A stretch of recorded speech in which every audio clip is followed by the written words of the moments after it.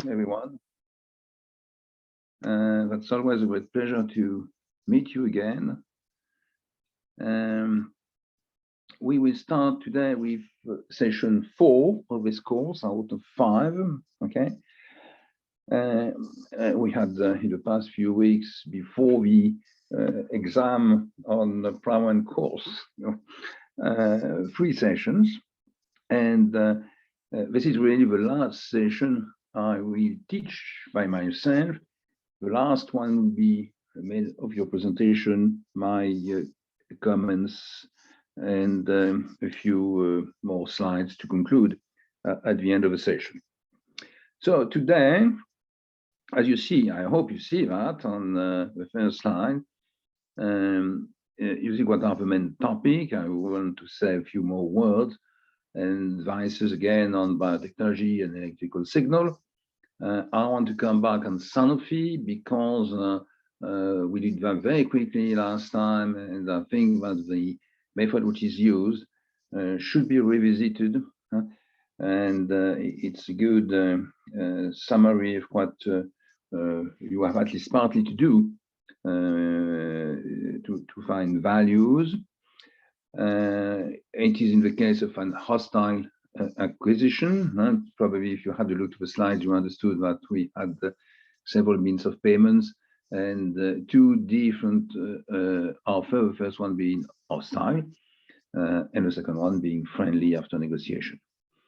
I will also go through a smaller case, which is what I call ABXXY case, which is a friendly merger, and we see what are the consequences in terms of values when we move the parity between the 2 structures merging friendly together. And the last main goal, I think, today will be to go through another case, which is called winter sports case, which is derived from a firm I've been working on as a consultant. It is an IPO case with different values calculation. And the problem we have, of course, at the end, where we have made calculations, simulations, scenarios, and so on, which is how to decide what will be the price the next morning on the market when we start with the IPO day. And this is a problem which is very central, how to move from values to price. This is what I want to do as a main topic today, but we'll go through more detailed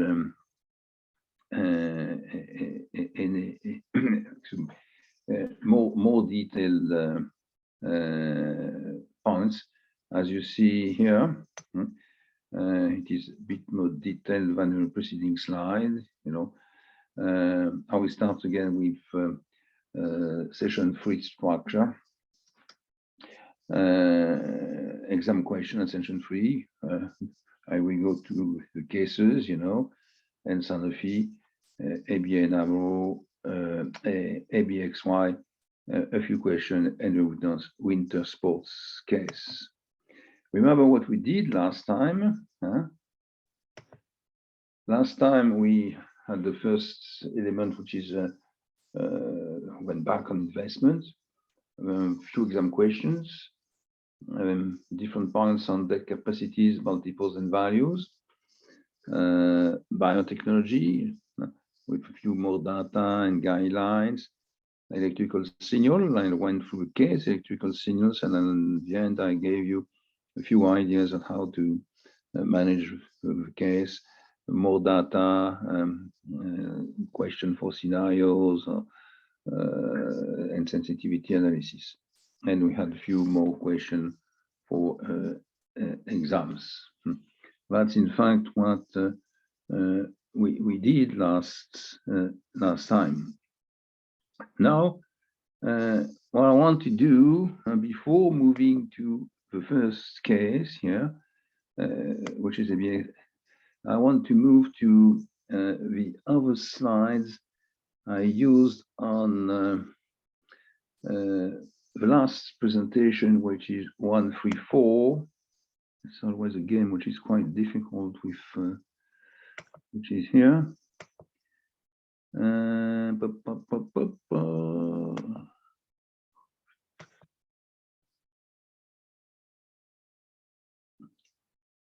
You are supposed to see now MEBF session 3, 134.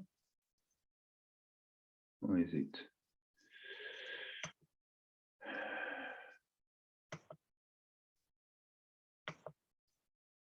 Yes. I hope you see my other slides here, which are MEBF session 3. That's what we used last time. If you don't, just say you don't see these slides. And I want to move to a slide on biotech, because it will be the central part of your presentations. It is 9 and 10 here.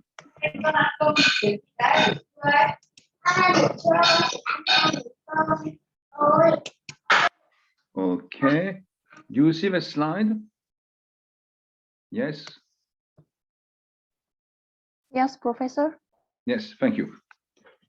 So I want to say before going further a few words again on this slide 9 and 10. Perhaps I went too quickly last time. I gave you some more data in order you can make simulation scenarios and make a calculation and then analyze the differences.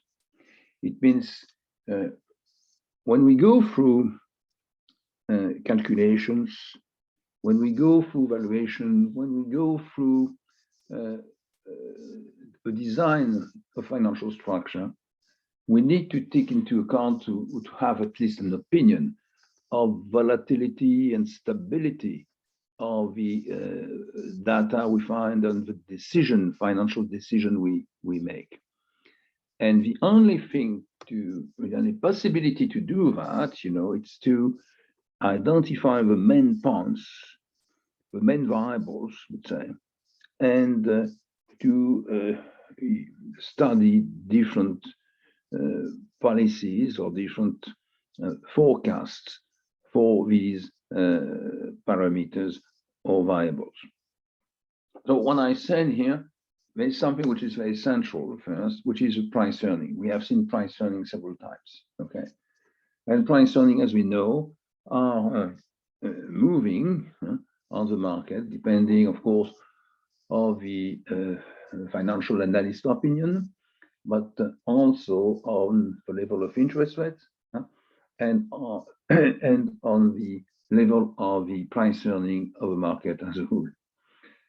So I said you should here make a kind of simulation on the price earning ratio and have a look to the impact of these calculation. I gave you 3 different hypotheses. The first one, 1.6, which is already in the case, exhibit 1, but also 1.8 and 1.9, because it is supposed we can believe, that the price earning of a company will go up, at least if the price earning of the market is stable. If you think that the price earning of the market, average price earning of the market will decrease, perhaps it will be another story. But let's say the hypothesis here is that it will still be above the average price earning of the market, but you have to adapt to a price earning of the market also. So this is a first element to go through. Second, we have a question which is quite common, in financial policies, particularly for growing company using the stock market, or asking to new investors, even if it is not listed, to bring some more cash into a firm. Which is what about dividends? You are a company, you have an investment plan. Investments are very central in the process of development of this company, and the plan shows an increasing amount of investment in the next future. And it is clear that more financial resources will be necessary to finance this plan. And at the same time, the CEO and the CFO think it will be very difficult, to reduce the level of dividends. In the meantime, biotechnology wants to ask the shareholders or even new shareholders, to bring more cash through equity issues. So you have this balance, if you have a look to this problem in terms of cash management, they said, okay, 4 or 5 years to come, no dividend at all, and we'll see later.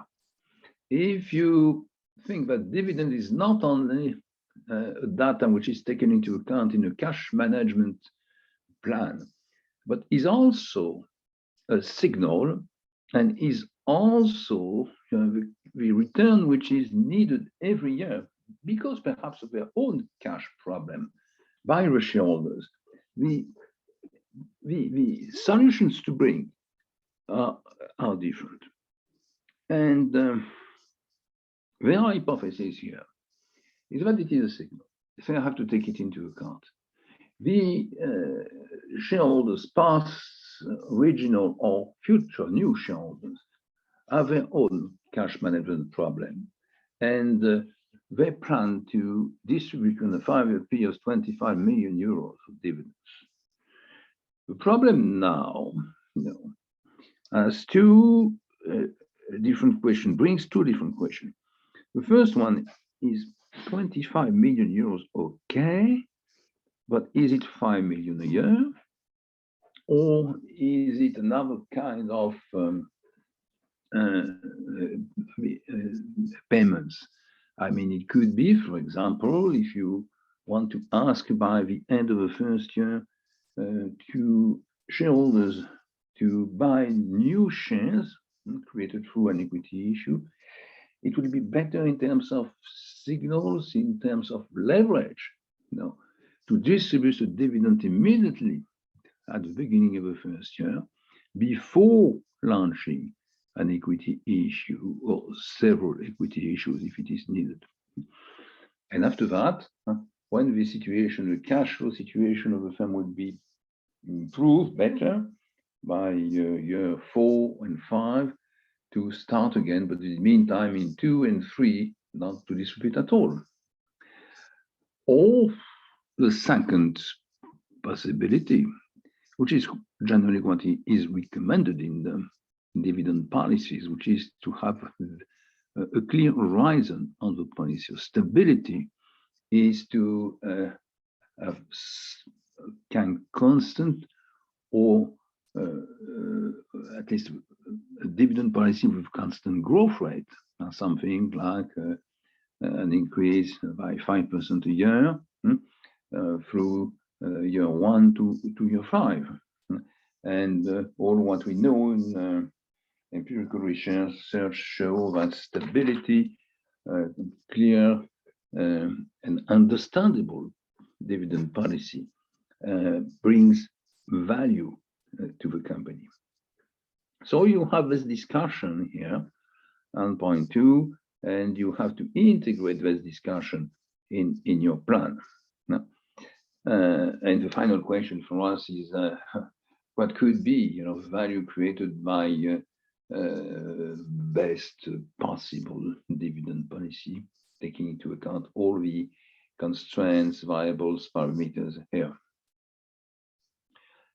The third point was that the interest rate on long-term bonds is more volatile than it was before.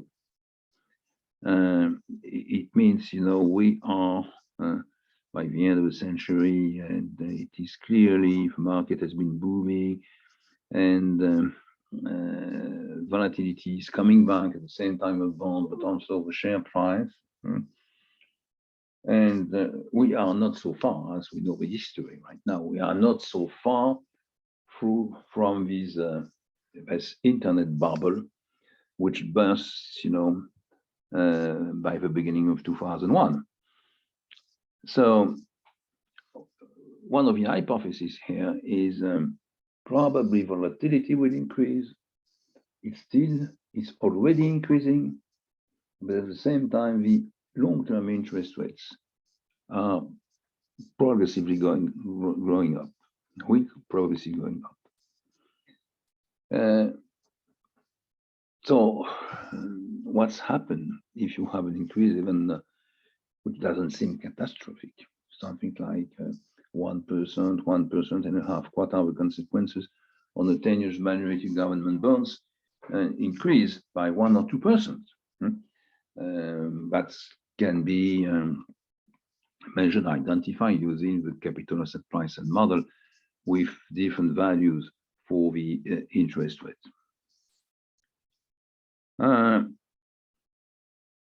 We know, point 4, that the operating income before depreciation to sales ratio is 5% lower than the average ratio in the industry. And we know also the market value to book value in the industry.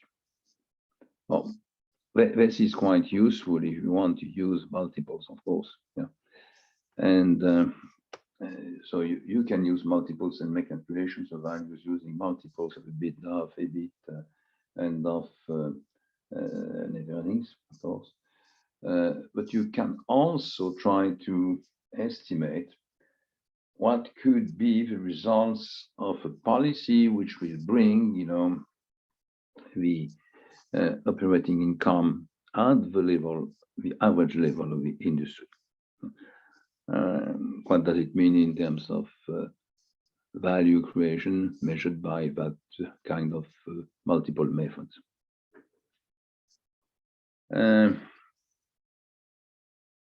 We know that an investment in Germany is supposed to be to improve the sales, and we have a proposal of merger without dilution of wealth and control, which will increase the size of biotechnology by about 30%. Oh, if that's my slide, by about 30%. And we want, excuse me, I lost my slide. Oh, c'est pas possible ce truc.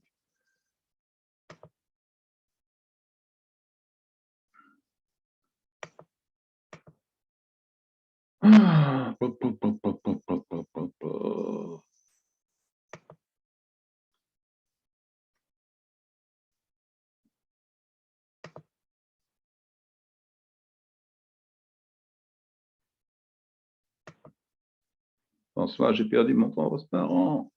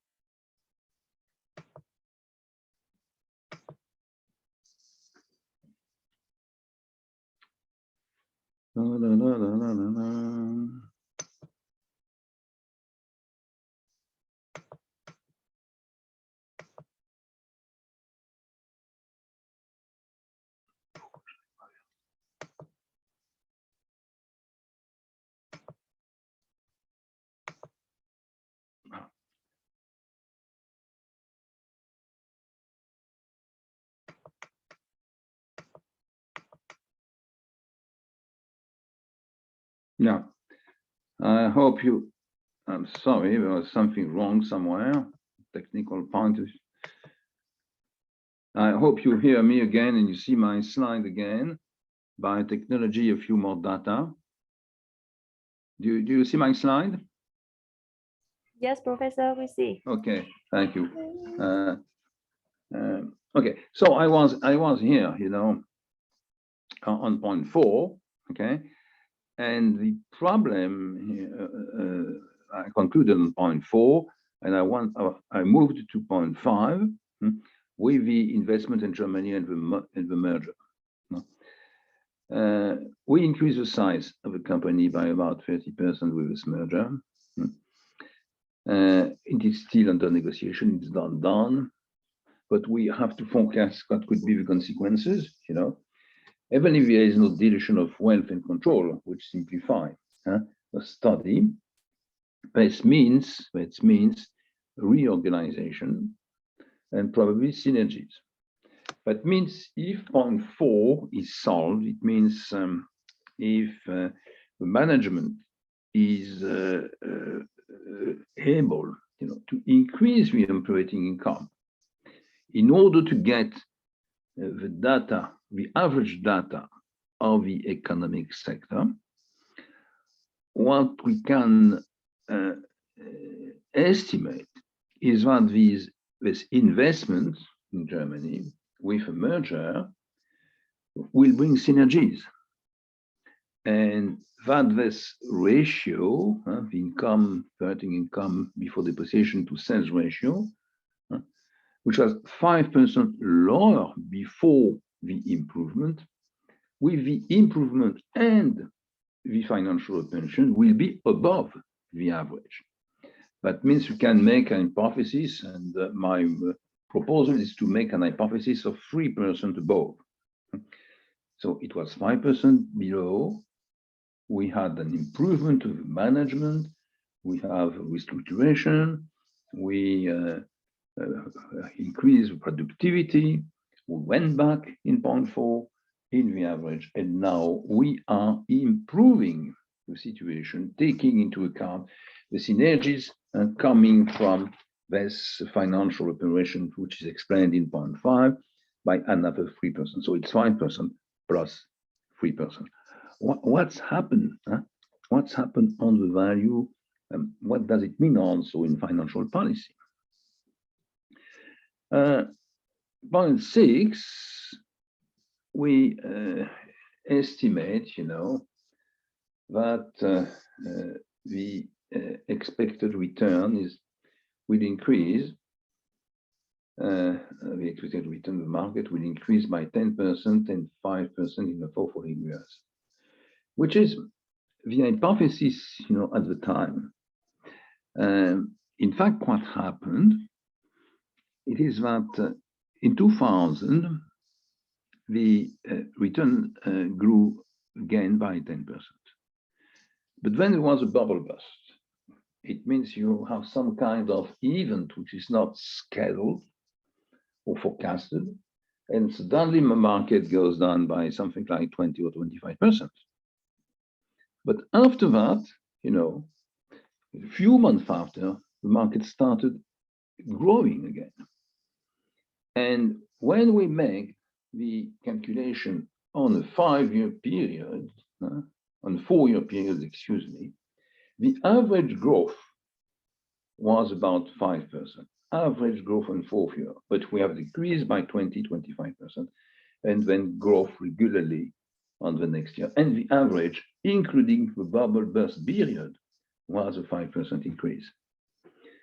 So you have to introduce that. It means the mistake in the forecast of the growth estimated, for 2001, 2, 3, 4, before the beginning of the year 2000, and after that, take into account that at the end, the average result was obtained. So the problem is not a problem of financial structure. The problem is how to finance that kind of period, which is very difficult. It's more cash management problem than anything else. It's a decrease in value, of course.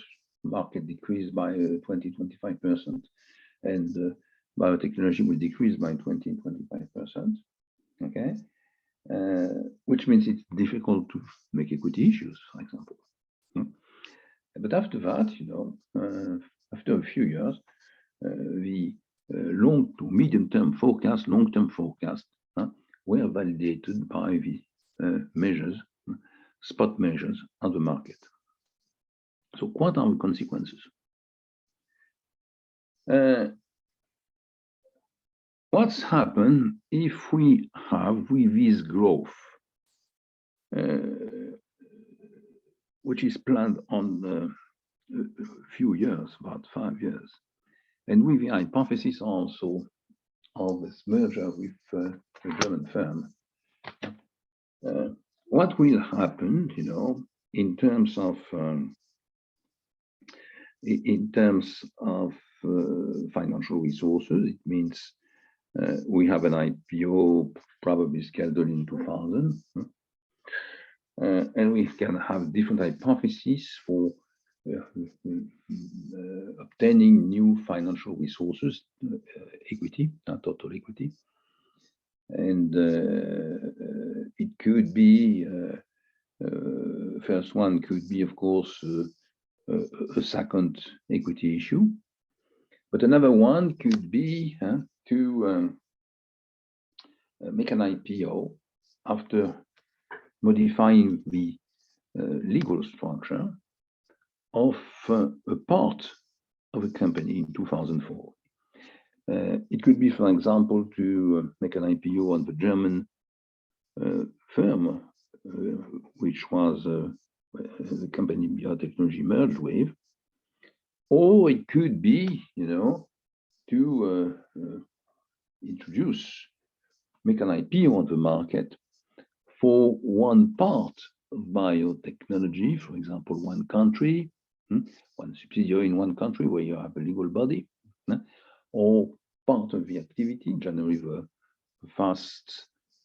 fast-growing operations. For example, when you have at the same time products and services, generally what you do is that you make an IPO on the products because the growth and the return of the products are higher than the return on the services.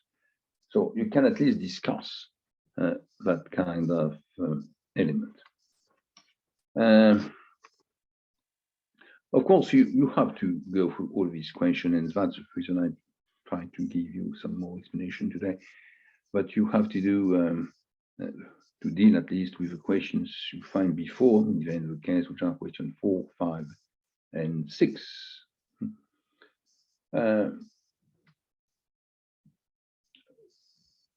We have questions in the case 4, 5, 6. We have several points here. But you know, it's not what we call a closed case.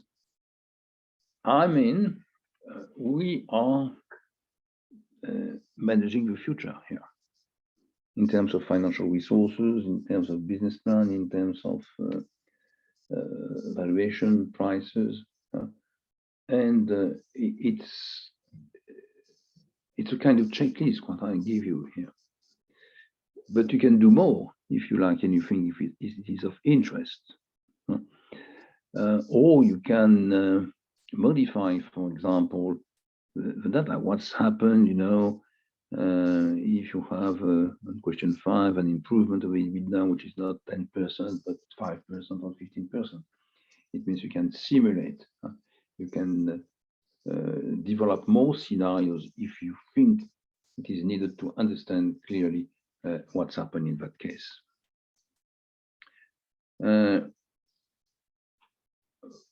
Remember, I said a few words on that slide number 10, on the biotechnology case. I think you had no time to do that because you were involved in the preparation of the exam for financial structure course, but now it's time to go through these points. First, read the case. Spend time reading the case. Read again what you have done before on that case, financial analysis, financial policy paper, which is in fact now part of the case itself. You know, it's the basis of the understanding what's happened, what is the company, what is the architecture. Remember the architecture, you know, and before going further. Don't go directly to the calculations and values. Come back to this balance in order to have a clear idea of the different points you have, you find in the case. You find in slide number 9 here, and you find also, in your preceding homework.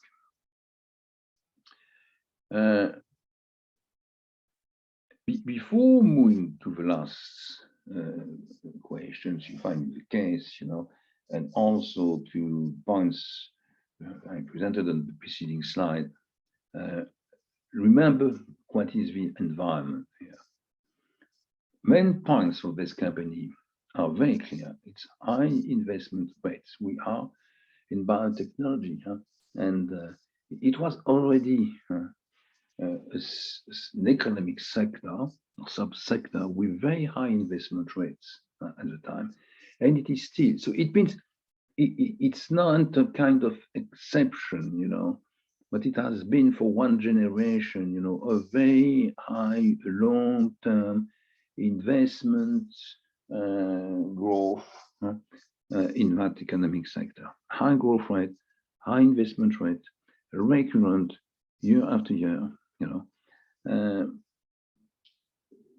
so what you do is not something only for 2000 or 2001 and 2. It will be the same for the years after. That means by the end of a plan, you need to present a firm with a balance sheet with a high debt capacity. You need also to keep high return for shareholders in the long period. If you want, they bring cash through several equity issues year after year. You need also to improve progressively the different points of the operating working capital. And this is what was already studied in one of the points, was 1.4 of the preceding slide. Second, at the moment, when we study the case in 2000, we have a low debt capacity. So that means the balance sheet at the beginning of the period show low debt capacity, but you need very quickly to find solutions to obtain a high debt capacity. And after that, to keep this high debt capacity for the following years, and particularly for the last period studied here, which is 2005. So it's how to recover, and after that, to maintain the high debt capacity for this firm. As I said, with my comments on the first point here, we need also high return for shareholders. The reason why shareholders coming and will come easier, will bring easily more cash in 2001 is that we have a very high return in spite of the level of risk, and we already showed that. We make the calculation of the return for shareholder, the ROE, as we say, and you understand that the premium for risk here, business risk premium and financial risk premium, was very high, in fact, and was growing every year. So this is a situation we have to maintain. Perhaps you will not be able to maintain something like 45%.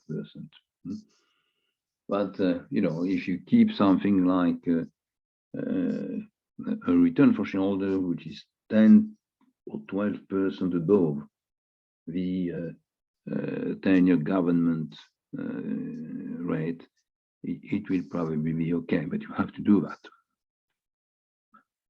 So we have, and you remember probably that for the preceding work, but we have an unstable, it seems, I said opportunistic dividend policy, which is not what we need. We had already this discussion on the preceding slide. We need to stabilize, would be to make it clear.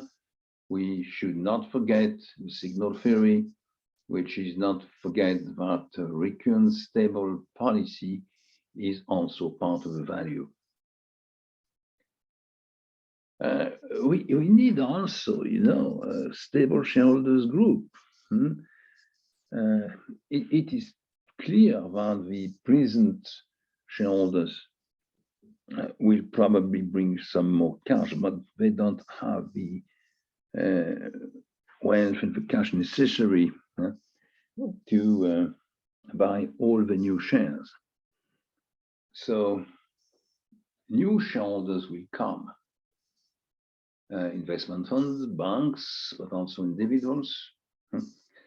And the problem is how to organize this group of shareholders in order that the control stays in the hands of the original shareholder group. How to do that? Is it possible to create, for example, preferred shares? Is it possible to concentrate part of the shareholders in a holding company? What could be the solution, to stabilize this control by the original shareholder, with at the same time equity issues launched in order to bring more cash and stabilize also the debt equity ratio and the debt capacity of the firm at a high level. So these are the main points, and I wanted to come back on these points at the time you will prepare for session 5, your presentation on the biotechnology case. Okay.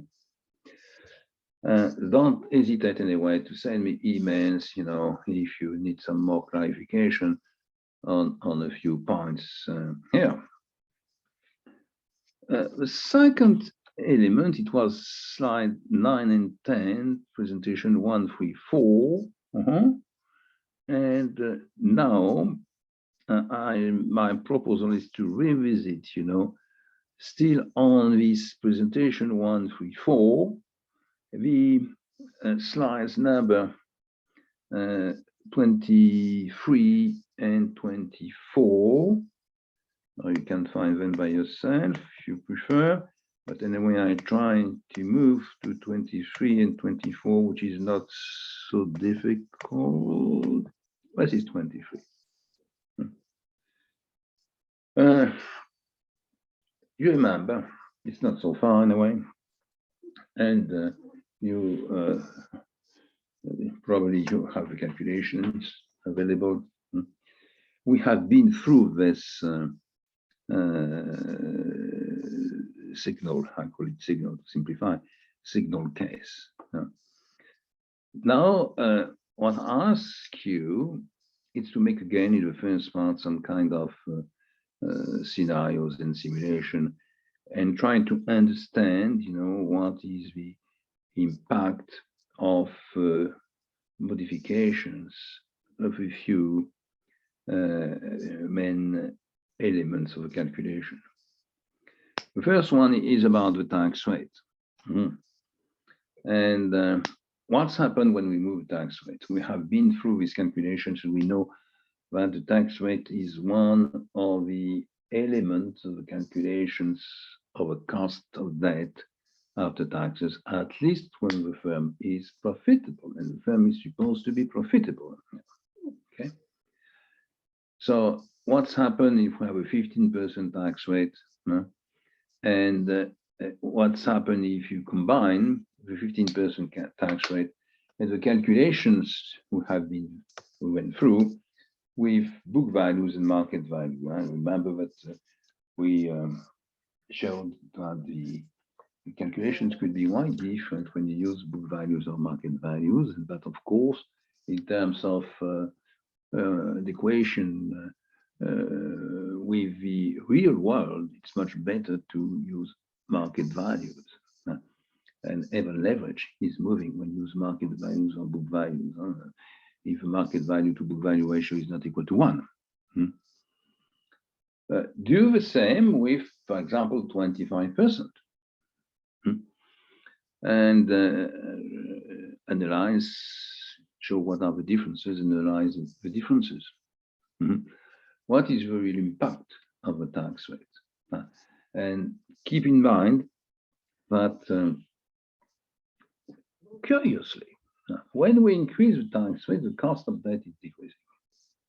And at the end, if the cost of debt is decreasing, depending on the weight between total equity and total debt, but generally the WACC is going down, which is good news, because when WACC is going down, that means that the net present value of the portfolio of operations is going up, and the value of the company is going up. You will argue that the situation is different when the firm is not profitable. That's true. Okay. Now, we have our proposal is to make a simulation on the interest rate. And I said here, 6% interest rate instead of a 9%, 9.5%, included in the calculation, and a cost of leasing, which is decreasing in a kind of parallel way for the same percentage. And what's happened? And what's happened now, which become a bit more complicated between the real world. What's happened when you combine all these hypotheses? What could be the extreme situation? Because in terms of financial resources, in terms of cash management, we have to manage these extreme positions. So you should present, a sensitivity analysis based on the above calculations, perhaps to be summarized with tables and with graph.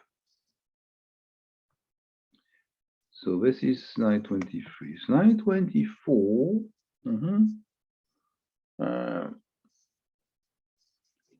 It incorporates scenarios, as you prefer, on the capital asset pricing model. And if you do that on the capital asset pricing model, because the capital asset pricing model allows you to calculate the cost of equity, you modify also WACC. If you modify the WACC, if the cash flows of the company are stable, you modify the value of the company with the discounted value of the cash flows from the investment portfolio. That means that means probably we'll see and calculate, prove that scenarios on the capital asset pricing model calculations has an impact on the valuation. I proposed here a few hypotheses in order that you use a different combination of calculation in the capital asset pricing model, beta, which will move from 1.4 to 1.2 to 1.7. It means we increase the volatility of the price of a share, or we decrease the volatility of the price of a share if you compare to market trend. It seemed anyway, if you take into account what's happened here, that we don't have any clear direction, which was not the case with biotechnology, where the environment became more and more volatile when we were closer to the burst of the bubble by the beginning of 2001. Here, there is no clear direction, so you have to study both directions. Okay. We have also, as we found in biotechnology, the problem of risk-free rates and stability of a risk-free rate, which is still supposed to be the 10-year government bonds. And we make the hypothesis here that there is a decrease in this risk-free rate to something like 6%. So what's happened when this risk-free rate goes down by 1-2%. On the other side, which is generally the case when you have risk-free rate which is decreasing, you have an expected return of the market which is increasing. This is a classical relation between the market return, stock market return, and the long-term interest rate, which is presented in the textbook, even which is validated by many research papers. So you have to study all that and to try again to try to show what are the main directions here.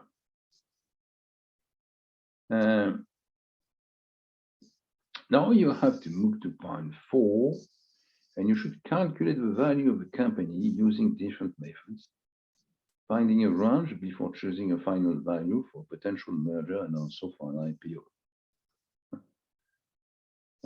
The average EBITDA to sales of comparables is 30%, and the last sales level of the electrical signal is 1,500 euros. Market value to EBITDA ratio is 3 in average in the economic sector. So you get some data on the economic sector, averages between comparables, that is what is here, and you can use them to make your calculations. This is very classical, and this is what you have to do to go through an example of multiple. We will find multiple again, in the winter sport case we study later in that course. The price earning of a company can be calculated compared to the average in the economic sector, which is 21. Okay. So you can integrate into the calculation of the value these new elements and get at the same time, in terms of conclusion, some elements of sensitivity of the structure, the WACC, the value, sensitivity to different elements, and also you should bring some elements of calculation of the value of a company using comparables. This is what I want here from you. Okay, so these are elements I wanted to come back on for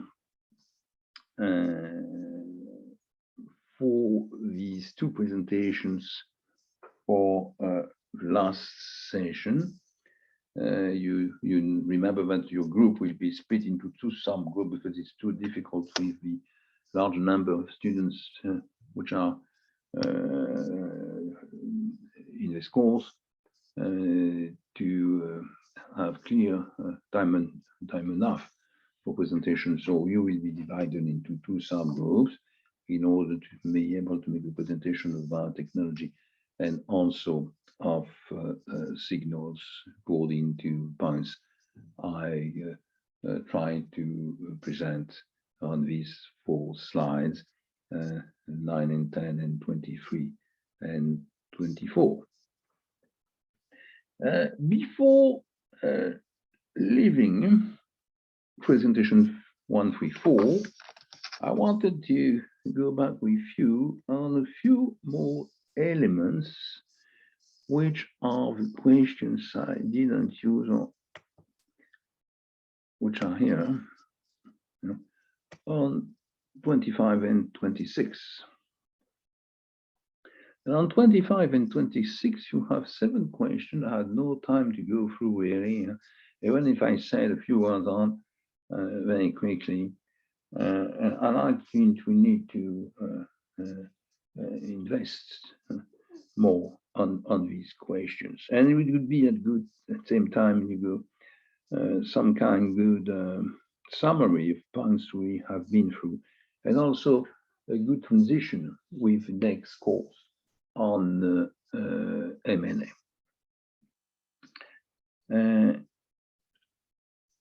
Here first, the question is dilution of wealth in the short term and revolution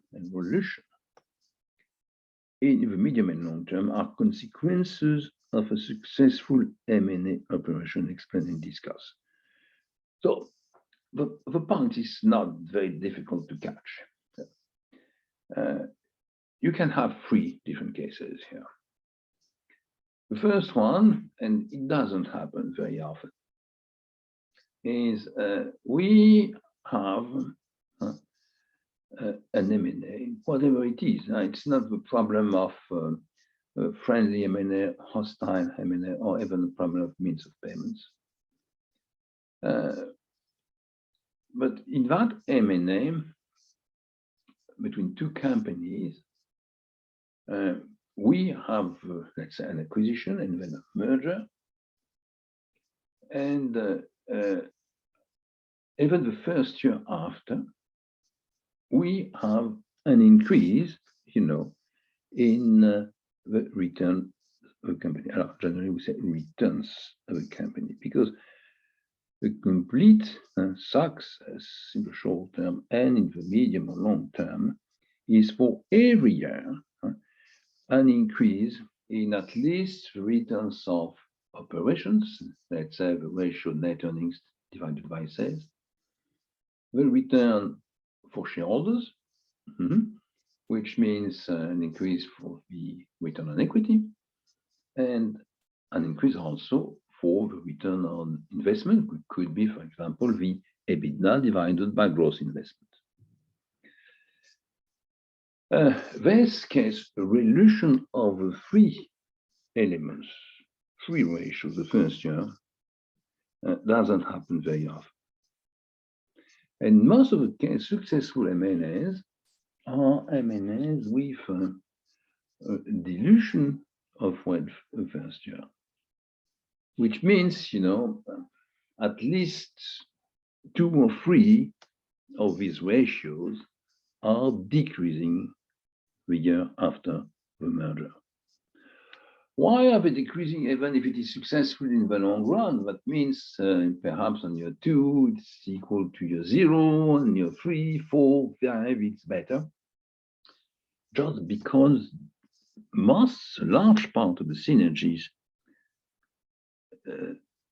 don't happen immediately. It needs time.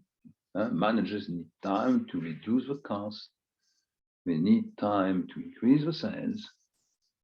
They need time to try to fight against negative management synergies. So the negative aspects or the negative dimensions occur quicker than the positive one.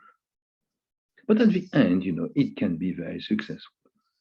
So generally, you have 1 year, even 2 years, which are difficult with a dilution of wealth, a value destruction. But after that, it goes up, and after 4 or 5 years, the value has increased substantially compared to the total value of the two companies before the merger. And the third case is without any kind of dilution. It means you make a merger, and the first year after the merger, you have a decrease into the 3 ratios I mentioned. And the second year, it is the same, or it is worse. And the third year, now there is nearly no improvement again. So this is a failure. And in a failure, you don't have an evolution, but you have dilution of all the dimensions, and particularly, of course, and we talk about wealth, of the return of shareholder. That's also occur. Even in industry or economic sector, which are very similar.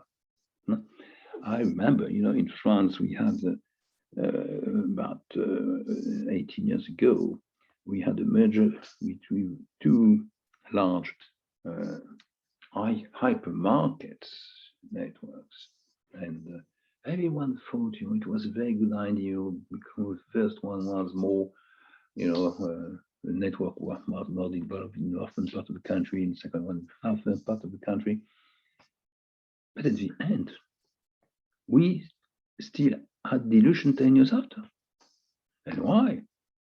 Because the structure, the management, were completely different. Management style wasn't the same. Structure was very different. One of them was made of independent managers of the hypermarkets. The central structure was very limited. And the second one was a classical, centralized, with a boss structure, traditional. And when you try to merge, even if we do exactly the same thing, no? Even if you have a possibility to decrease the prices of what you buy to the providers, these negative dimensions were such that 10 years after it was still with dilution of wealth. Oh, that's soccer. So you have to explain that clearly in that kind of question if you get this question again. The second one,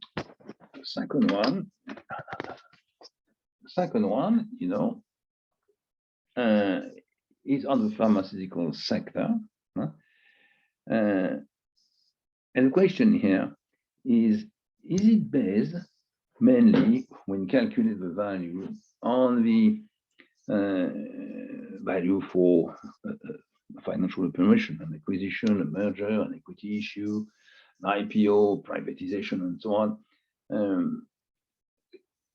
Can we have, a valuation made on the free cash flows and or on the sum of the parts or on other category of method? Anyway, I will come back in a few minutes on that point because I want you to see again the calculation. I think it's a good approach to understand what you have to do. But in a few words here, the traditional methods here applied to this case could be, okay, we have to use a balance sheet and you can make further calculation using the balance sheet and the accounting data, which are there. And you understand very quickly that they are difficult to use just because, and this is true in many industries right now, and services also. Part of the value is not integrated in the balance sheet because the value, and if you are a buyer, why do you buy a pharmaceutical producer, pharmaceutical company? Why do you buy that? You buy it because they produce cash flows, and they produce cash flows because they are blockbusters. But blockbusters, are not integrated in the balance sheet as blockbusters. They are integrated by the side of the investments, which has been made in terms of equipment, in terms of factory, in terms of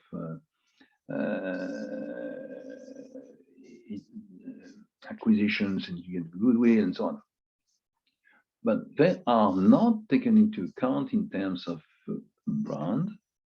They are not taken into account in terms of position of as a leader on the market, and the stability capacity to stabilize the margins and the prices.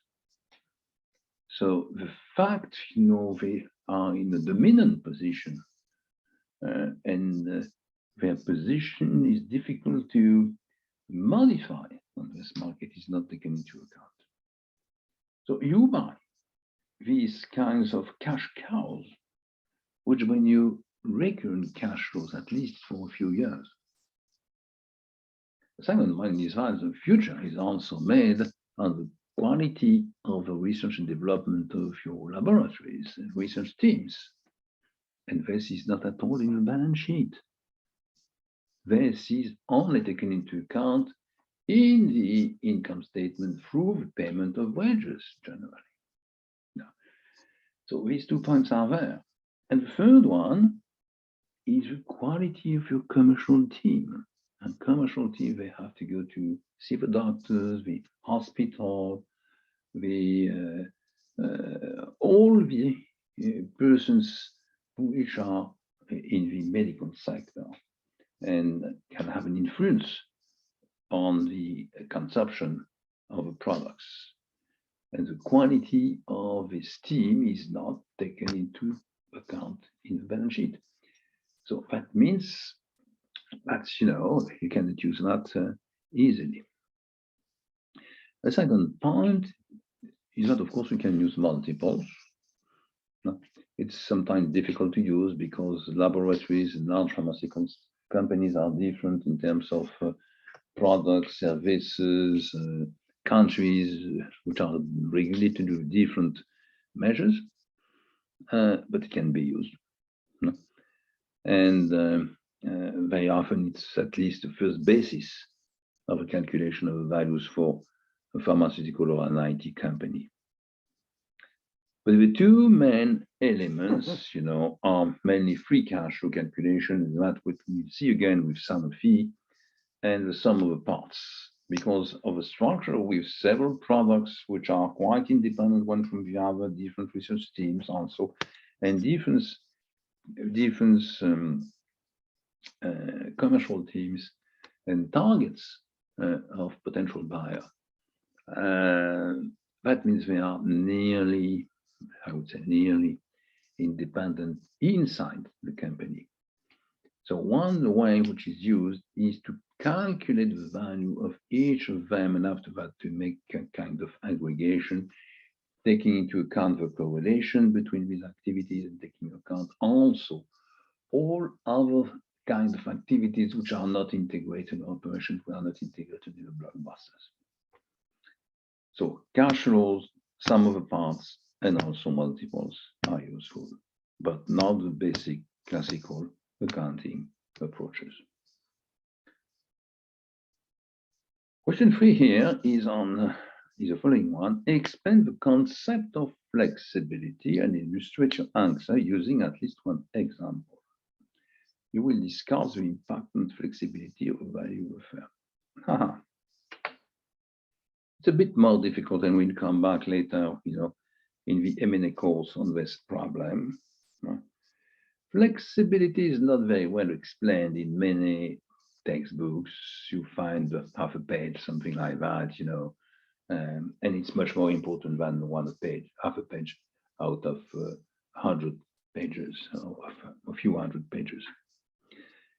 Flexibility means the capacity, the ability of a firm, and particularly of a CFO, to finance any kind of project which is useful for the development of a firm as soon as it is known. Very often what's happened is that you have two kinds of examples. The first one, if you are in an industry with research moving very quickly, discontinuity in the technological changes, you need, without knowing that a long time before, to invest in these new processes, technology, knowledge, as soon as it is obvious they are absolutely necessary to survive. This is clearly the case, in for IT company. This seems to be the case in biotechnology today with the ARM system. It is also the case for other reasons in the car industry, with the changes, of the kind of engine we will use and the problem of electrification of these cars. So as soon as it is clear that these changes will be compulsory, you have to be able to invest large amounts of cash as soon as possible. And flexibility is the possibility to find without any or too many risks the financial resources needed to go through these investments. Another example, of course, is the problem of acquisition. You never know. You have been working in firms, making a large number of acquisition, and I will explain you how it works next time in very many course. But when you manage, for example, your growth with something in average, it is in average, one acquisition a week, which was the case when I was in Dane & Company. It is clear that you have targets. You try to update these targets very often. But what's happened is often also very different from what you expected or planned, just because opportunities are coming without any kind of information. And when there is a potential acquisition, you have to immediately be able to say, okay, is it yes or no? Do we try to negotiate or do we stay outside? Are we able to find the financial resources to pay if we succeed in the negotiation? And the flexibility is the possibility, to finance any kind of deal which should be useful for the company, the future of the company, without any delay. So flexibility means in general two different things, and I will explain that in details next time, which is why debt capacity, high debt capacity, and second, financial policy to safeguard this flexibility, means this debt capacity. That's what I want to hear from you here. So I said we had two slides here. We have finished with slide number 1, which is 25, and I move to slide 26 now. And again, we have a few questions there, and perhaps that will be easier for you.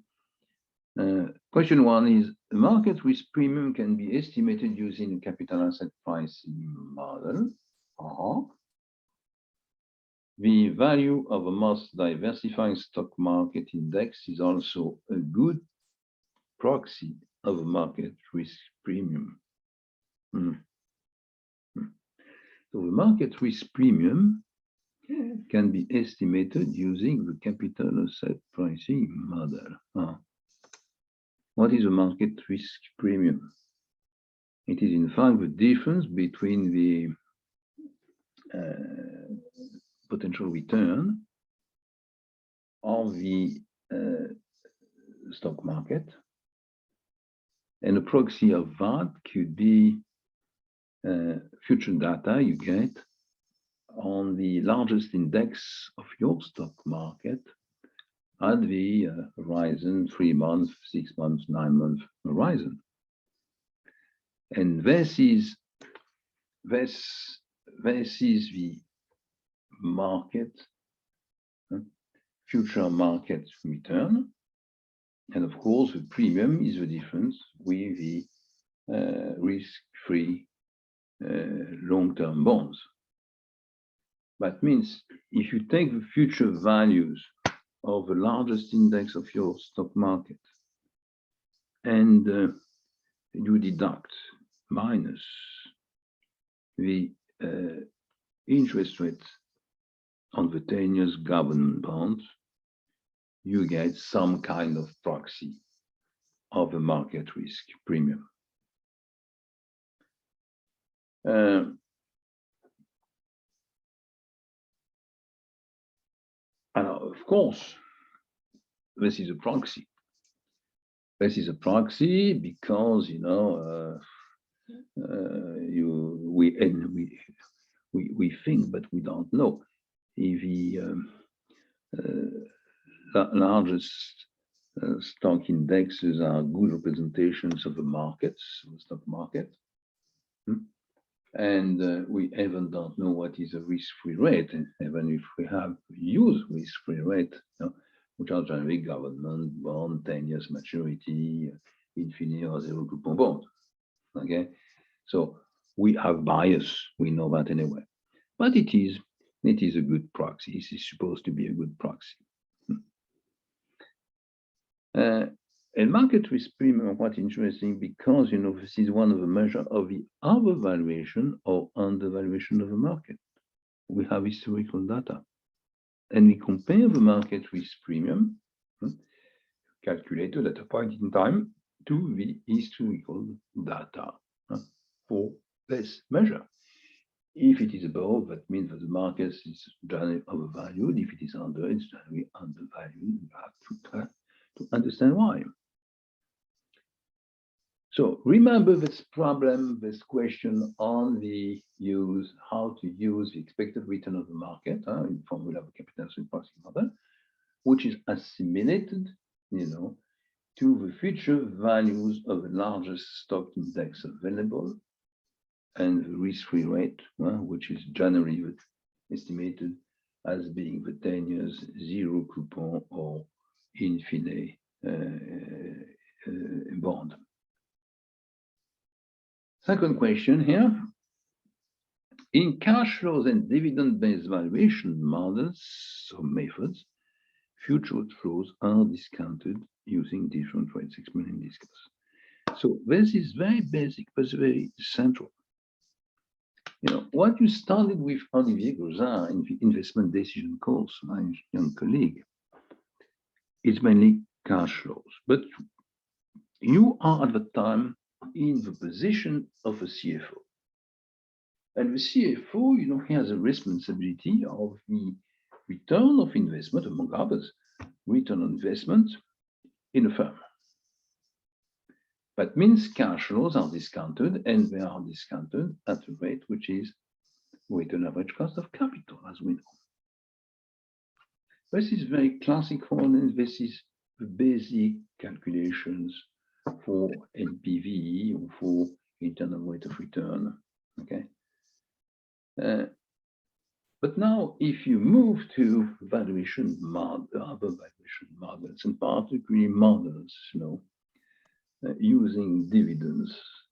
The Gordon Shapiro model we have already seen, and we use again in the second part of this course.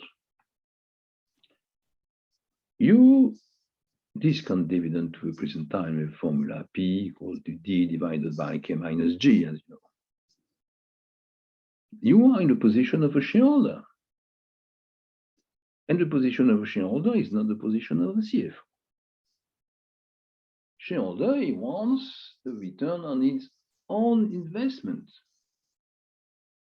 And globally, the risk on his investment is more risky, is higher than the one of the CFO. And because he is never in the position of a lender, he is a position of a shareholder. His position is more risky. So he is asking for a higher return than WACC. And the higher return WACC is the cost of equity.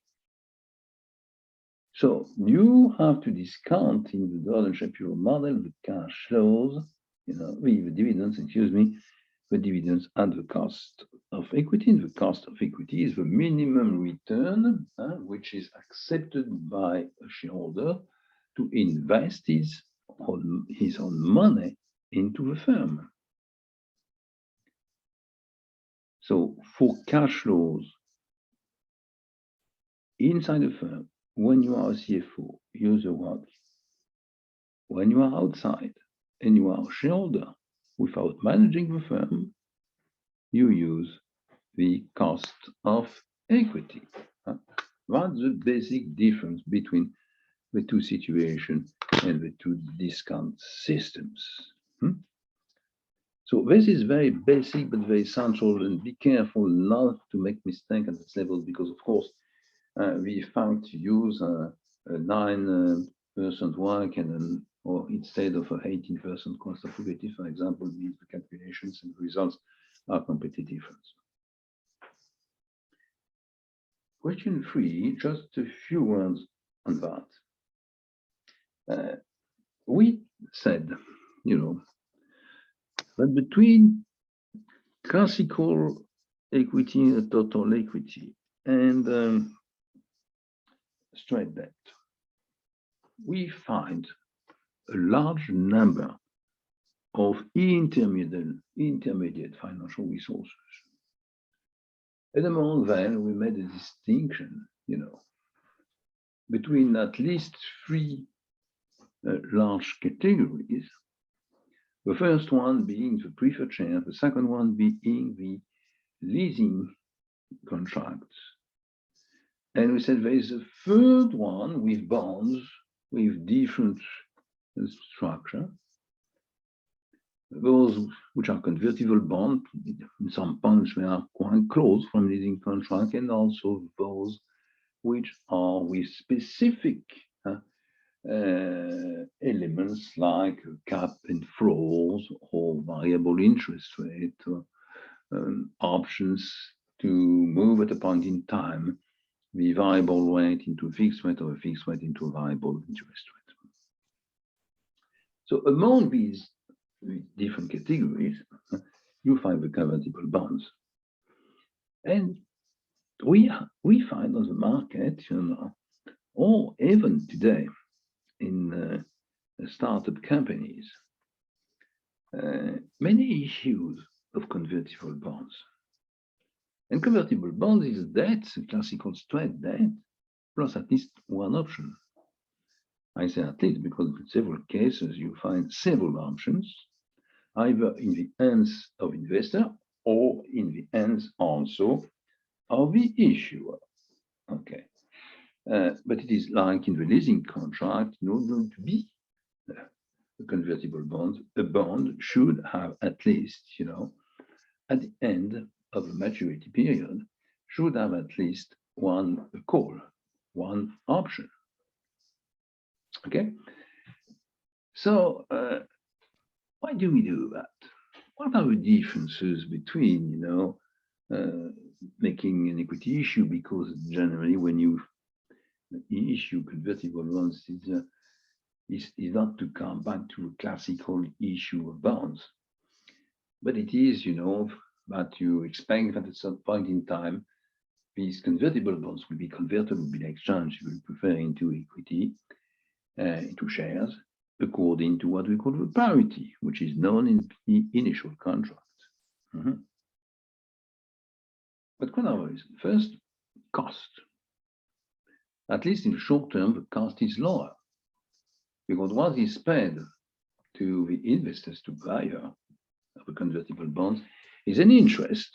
And this interest, this interest is lower than the interest which have to be paid on a straight bond with the same risk, same company, same issuer, same period of time, same maturity. But second, which is much more important, when you finance a project or a company issuing convertible bonds instead of issuing equity shares, new shares, there is no impact first on the net earning per share. In the short term, net earnings are not modified by the financial structure. It means if you finance a new project, large new project, using shares, using convertibles, or using even classical straight bonds, the difference, on net earnings is not very important. That means net earning per share in the short term at least is rather constant. But if you increase the number of shares, that means the net earning per share will decrease in the short term. If you issue convertible bonds in spite of the low interest to be paid, you don't have any impact. So that means net earning per share, is not really influenced by the issue. On the contrary, if you issue new shares, net earning per share will decrease. If you have an increase by not 20% of the number of shares, you have an impact of net earning per share. So you will have a dilution of wealth. Second, when you issue new shares, you issue new right of vote, at least if they are ordinary shares. If you issue a convertible bonds, at least between the issue and the time of the conversion, you don't have any new right of votes. That means the percentage of rights of vote in the hands of the management, generally, management group of shareholders, doesn't change. That means there is no dilution of control when you use convertible bonds. And there is a dilution of control when you use equity issue. So even if you want to finance a company or a project using more shares, more equity, one way to postpone this event is to issue convertible bonds, which will be converted, exchanged later into new shares. But in the meantime, the CFO has got the possibility, to manage another way the equity and the shareholder structure. So you can put it another way to say convertible bonds are give the CFO a possibility to finance, for example, an unexpected project in the long run by equity, but with a flexibility in the short run, which is to facilitate the management of the wealth of our shareholder and the control of our shareholder.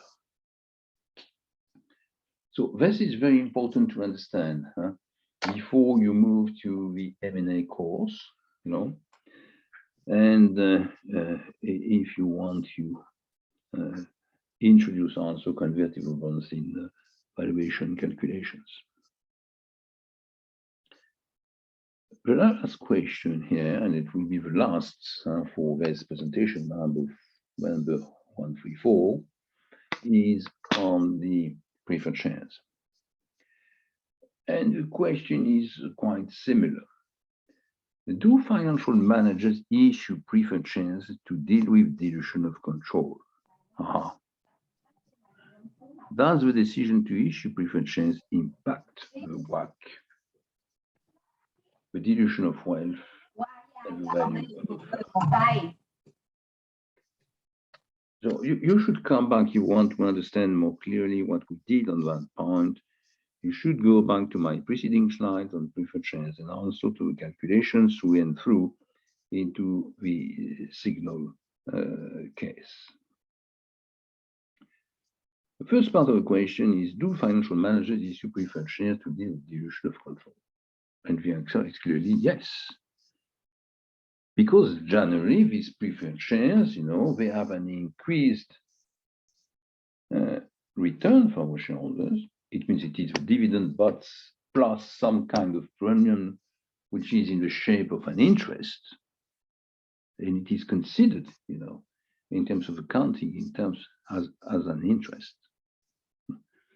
But at the same time, there is no right to vote. So if there is no right to vote, there is no impact on the percentage of rights to vote in the hands of the group of shareholders and or managers, controlling and managing the firm. So there is clearly an impact on the dilution of control. It is the right answer to eliminate for a long period of time the dilution of control. it's in the long run, this is safer for the group of shareholders which is controlling the firm than the convertible bonds. Does the decision to issue preferred share impact the WACC? The WACC includes all the resources, any kind of equity, any kind of debt. And we know that preferred shares are more costly than the ordinary shares. So that means there is an impact here. There is a clear impact. Is there an impact on the dilution of wealth?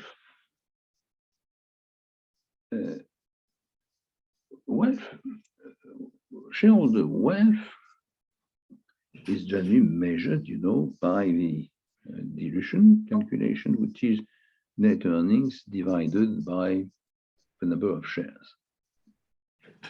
And we know that dividend as distributed are paid at the same time to ordinary shareholders and shareholders with preferred shares. But also for this kind of new shareholders, preferred shareholders, there is another kind of payment, which is something like which is similar to a small interest. But this interest, is taken into account in the calculation of net earnings. So that means,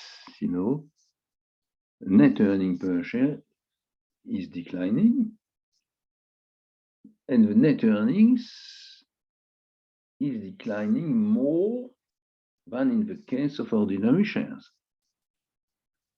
So if you issue the same number of shares and get the same amount of cash through the issues, the net earning per share will decline more in the case of a preferred share issue than in the case of an ordinary share issue. So that means, in terms of dilution of wealth, there is more impact than in the classical case of an ordinary shares issue. And what about the dilution, the value of a firm?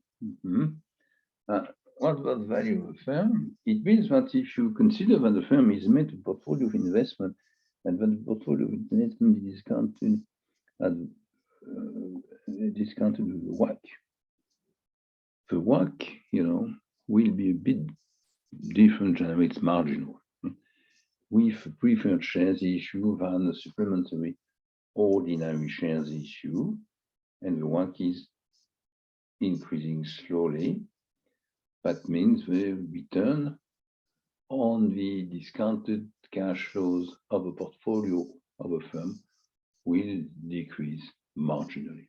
So there is an impact, a negative impact, but it is marginal on the value. So there is an impact of wealth, there is an impact of value, there is an impact of the WACC, even if generally they are limited, much more limited than with convertible bonds. This is what I wanted to show you on these different elements here. And now I will try to move again, and I want to come back a few minutes, it will not be very long, on the Sanofi case. And so I will try to share with you the Sanofi case, which is here. Remember what I said a few minutes ago when we said in the pharmaceutical sector on IT company, what are the methods to calculate the value? This is what we said. And so you got these slides, and I ask you to bring again the slides today through Mrs. Tulin and Mrs. Tram. And the question was mainly on the methods to use. And what we said a few minutes ago is that balance sheet methods are not the best one for reasons I explained. Multiples are classical and will be used, even if there is some drawbacks in the calculation or weaknesses in the calculations. But the best elements, the best elements are somewhere here. They are with multiples comparison. And you have a slide on multiples, but I don't want to spend time here. So, for EBITDA, for EBIT, you get references from other pharmaceutical firms, comparables. It's quite easy to find. And you apply these multiples to the companies. And here you have Sanofi, Santelabo, and the Avantis, and you calculate, the value of a share, according to these multiples. Okay, not very difficult. Then the method I want to come back on, it's not because of the calculation here. We'll go into detail on the Sanofi case later in the M&A course.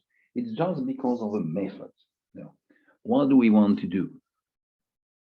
We want to do the following. To go through the following steps. First, what are the synergies? What are the synergies? And this is the first point. And this is one of the main points. And very often, and when you analyze the Sanofi acquisitions over time, it's very similar from one period to the other. We try to determine synergies. We make the calculations, and I will show you calculations of synergies on companies, non-financial companies, and also on banks merger. And in successful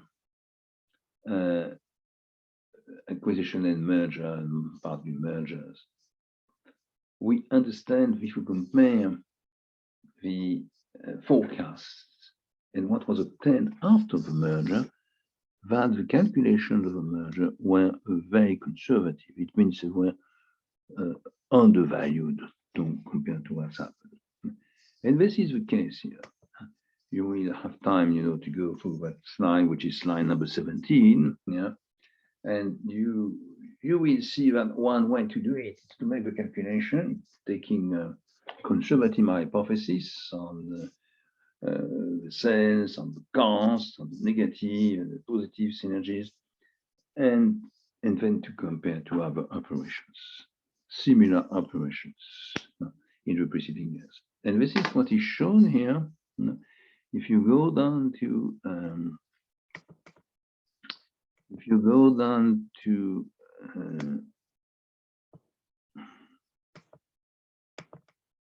difficult to see that.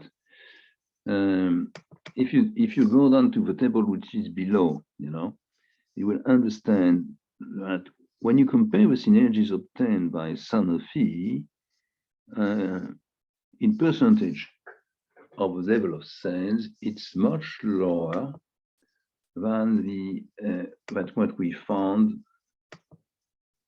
That's what we found. It's very surprising. I don't know why I cannot have it.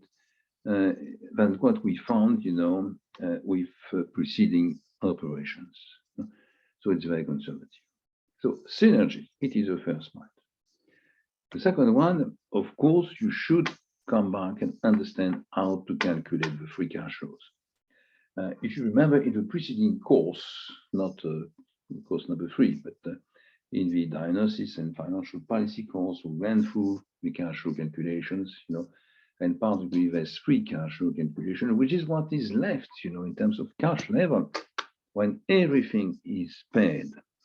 There is no other constraint on the cash allocation.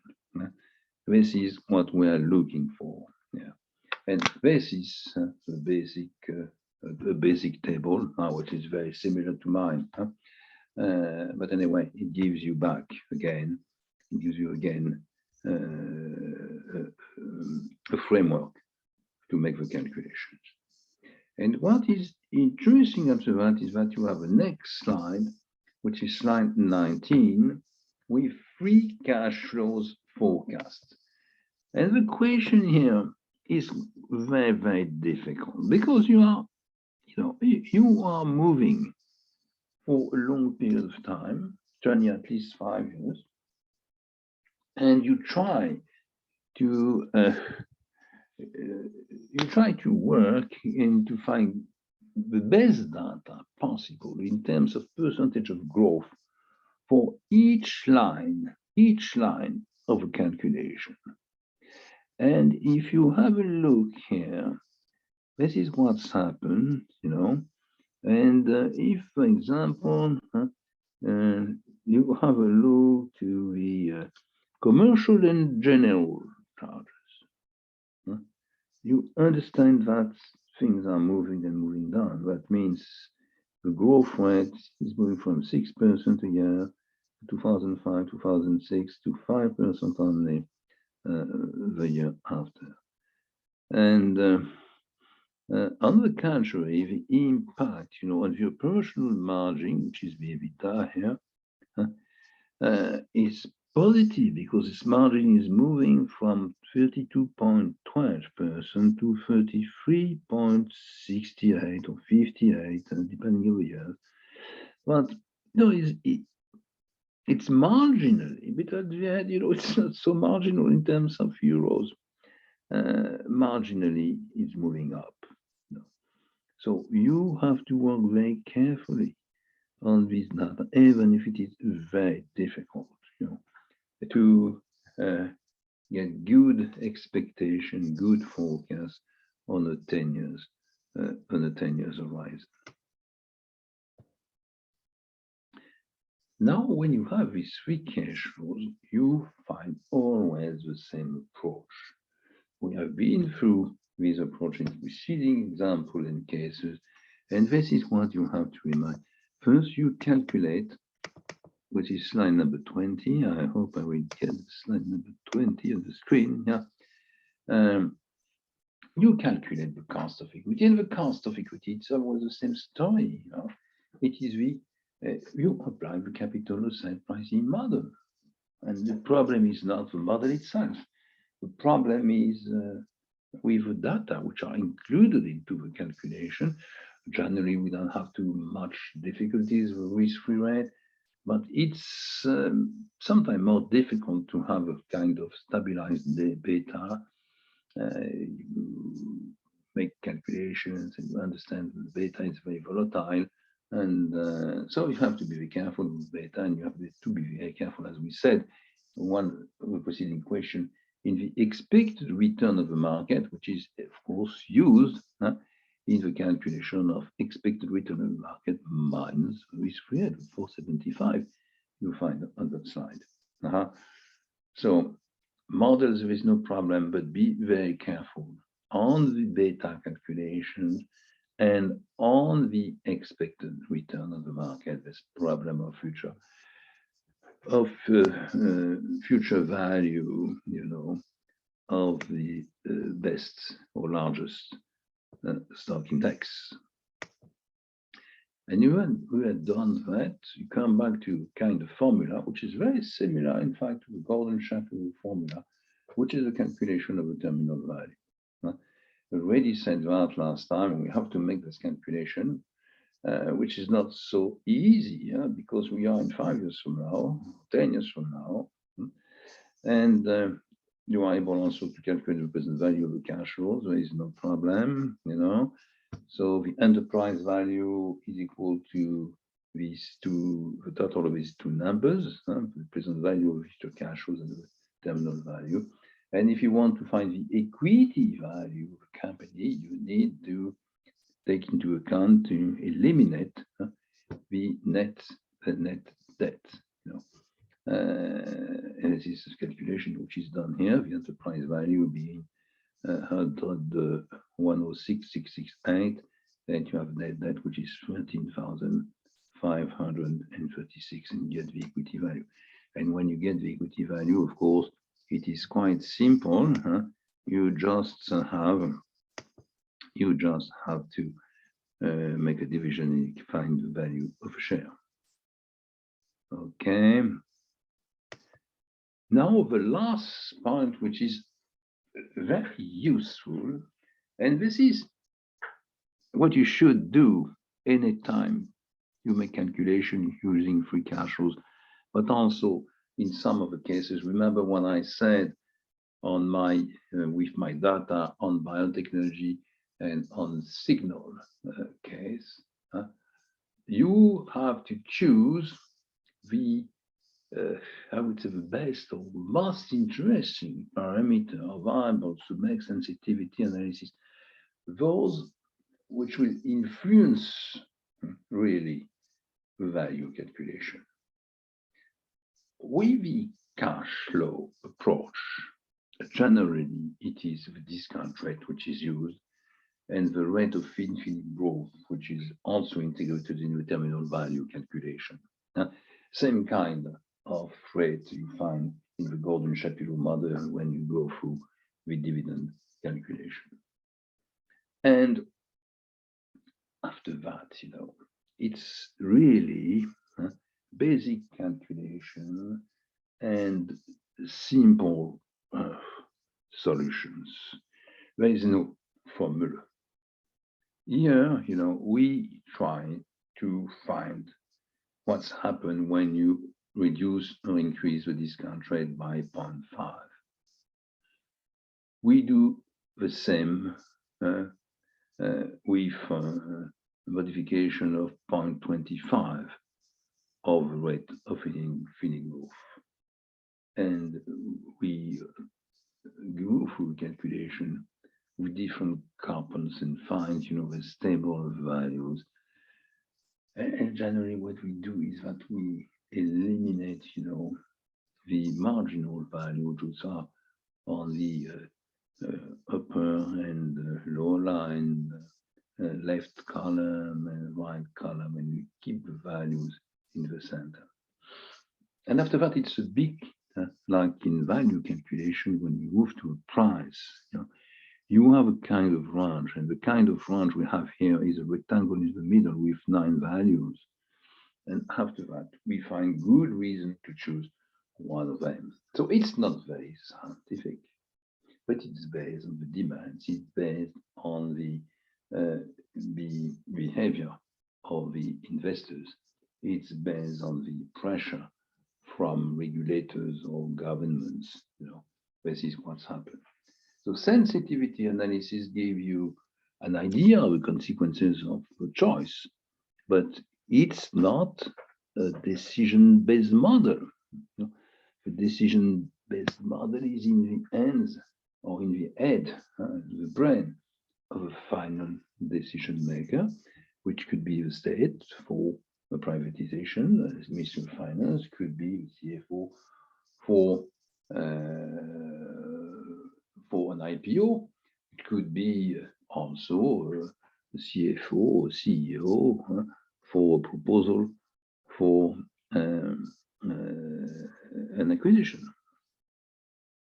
So this is what I wanted to show you again, because this is a general model and you have really to use it in what you will do, in the next, in your next preparation. So sensitivity analysis, free cash flow calculation, cost of equity, terminal values, multiples are very, very central in all these calculations. It's most of the case. The accounting calculation are less useful, because we have too much bias in the data we use. And in specific cases also, we can use some of the parts as a good methods to go through. We will see anyway with the winter sports case that other methods can be used. They allow us with scenarios on sensitivity analysis on some parameters to find a large number of variables. We get more than 10 values before choosing one price. So this is what I wanted to show you here. And the last element I wanted to show you, it's here, The last element I wanted to show you is that you calculate the value, you calculate prices, but you will do that, and this is quite important in acquisitions. Is that you need, when you make an offer, and it is a first offer, an hostile operation, you have to keep margin to make an increase in the price. So this is very difficult, to find something which is a price you offer based on values you calculated, but which can be re-evaluated because you need margins to negotiate and transfer the hostile offer into a friendly offer.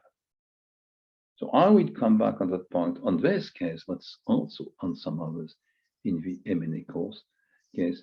In M&A course, that means you need two levels of prices in many operations: a price for a first step and a price for a second step. And between them, you need to offer an increase in price, but it is not too high, because after that, it will be impossible, if you succeed, to get a good return on your acquisition. So this is what I wanted to show you here. Now we have finished, with Sanofi and the elements I wanted to show you on presentation 134. Okay, and what I want to do is to move to 136. If I have time, I will come back on 132. I have to have a questions I didn't go through, so perhaps clearly. But if I don't, it doesn't matter really. So 136 will be the central part of what I want to do right now. And we have two cases. The first one is what I call ABXY. And ABXY is calculation of values on the merger with different parities. Okay. And after that, we go to winter sports, which is clearly the case with applications of valuation models in order to find different values, and at the end to try to make a kind of summary in order to find the price, and it was a price for an IPO. So first case is how to analyze the consequences of different priorities of the price of a merger and the transfer of wealth between the two groups of shareholders. And the second one is how to use the different calculation models and sensitivity analysis in order to find a large set of values, more than 10, and then to move to a price, one price only, for an IPO. This is what we will do in the minutes to come. So if you don't have any question at the time, it is now, for me, it's nearly 4 o'clock, for you, it's nearly 9. It will be, it is really time for a short break, no more than 10 minutes, before moving to 136 presentation. So thank you very much, and I see you in a few minutes again. In the meantime, I try to find the right elements, and I think if I was successful, that you get here, the 136 presentation should be here. Yeah, with the ABXY case, means we started with the first slide, we moved to the program for session 4, came back on the summary for session 3, and now we have merger and values of A, B, X, Y. Okay. So just a few minutes break, a short break, and we come back in less than 10 minutes to go into the into these two cases. And the last questions coming from past exams, which are here. It's a long way because we have about 25 slides. We are just now at the level of slide number 4. Okay, thank you.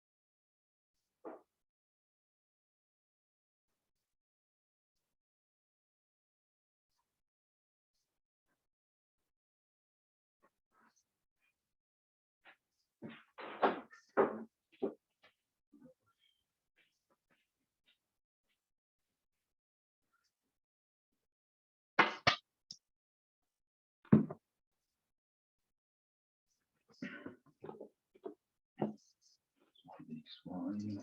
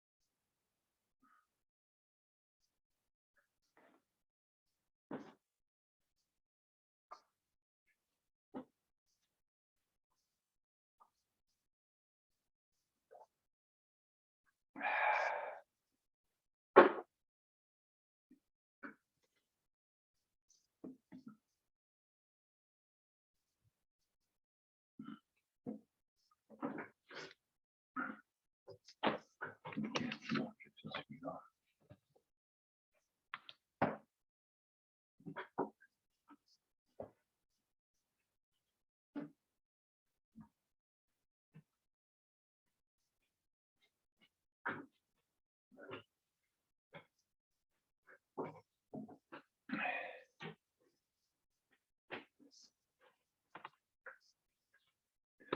Okay, so I think it's really time to start again. We have still a large number of slides to go through with 2 cases, and I will try to summarize and show best the most points of interest here. And if we have time to go for a few more questions. So the first case here is what I call ABXY, which is a merger between two firms. First one is AB, and the second one is XY. So names and brands are very simple to acquire and to understand. So the firm AB decided to acquire the firm XY through an exchange of shares, and to merge with this company.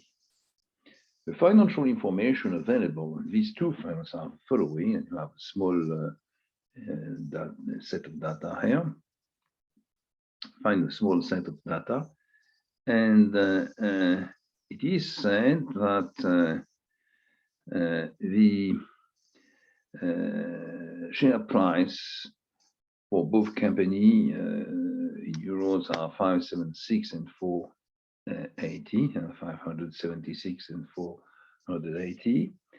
Net earnings of the firms are in million euros in that case, 256 and 144. The number of shares is 8. Number of shares is 8 and 3 million, which means total 11. So the assumption here is that the merger doesn't create any synergy, positive or negative, so it is simple, and any economy of scale. So there is no charge. It's very simple, and I would say financial operation. It doesn't involve any changes on the operational side. The XY shareholders receive one share of company AB in exchange to each share. It means the operation, financial operations, is managed by the CEO, CFO of AB company. And the question is, what is the value of a company, a new company after the merger, ABXY? The total net earnings of this company, the net earning per share, and the expected price of the share. This is what we are looking for.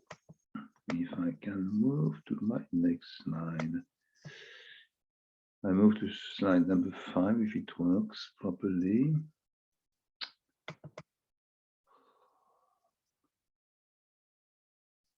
Yeah, that's it. So what you see here, what you see here is the total net earnings. Net earnings in that case is equal to the total amount of net earnings, which means 256 plus 144, it's 400. Number of shares will be equal to the total number of shares because all the XY shares are exchanged against lines of AB with a parity of 1:1, it's 11. Net earning per share doesn't change, there is no synergy, positive or negative, whatever. It means net earning per share, which was 32 and 48, that doesn't change.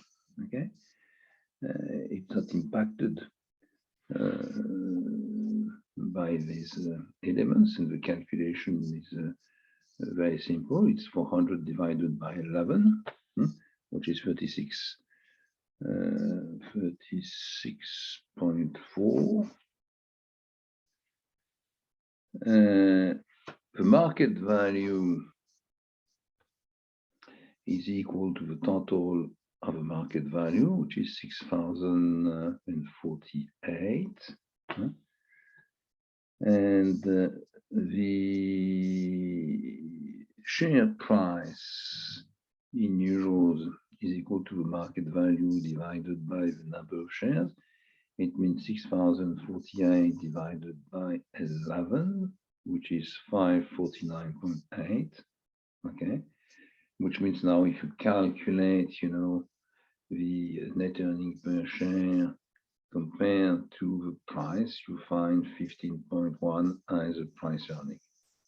So this is very easy and basic calculation, but this is a very, very easy case, in fact, because here we have only, the transfer of the XY shares into AB shares with a parity of 1:1 without any consequence on the operations. There is no synergies, positive and negative, and the only modifications are in the financial structure, of course, because we merge the two balance sheet and two income statement, and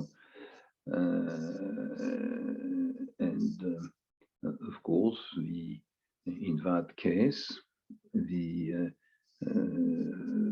total net earnings is equal to the net earnings of both companies added, and the number of shares, doesn't move also. Doesn't move also. This is the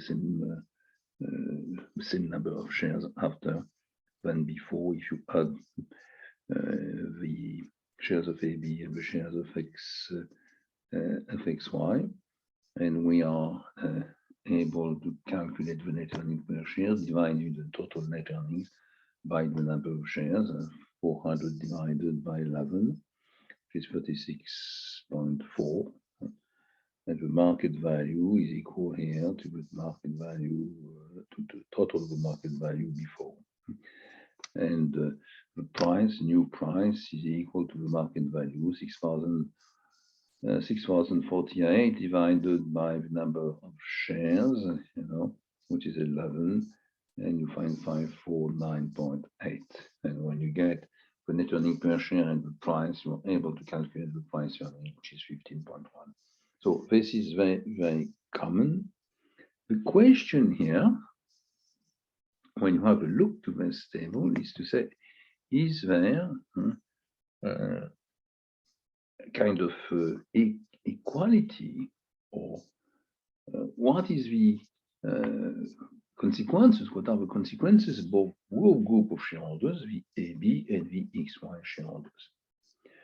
What we see is that the AB shareholders are losing some kind of wealth because the value of their shares went down by about 5%, from 576 euros to 549 euros. On the contrary, the XY shareholders, they obtain a positive result from this merger. And it's not it's quite important. It's about 15% without doing anything. 15%, and the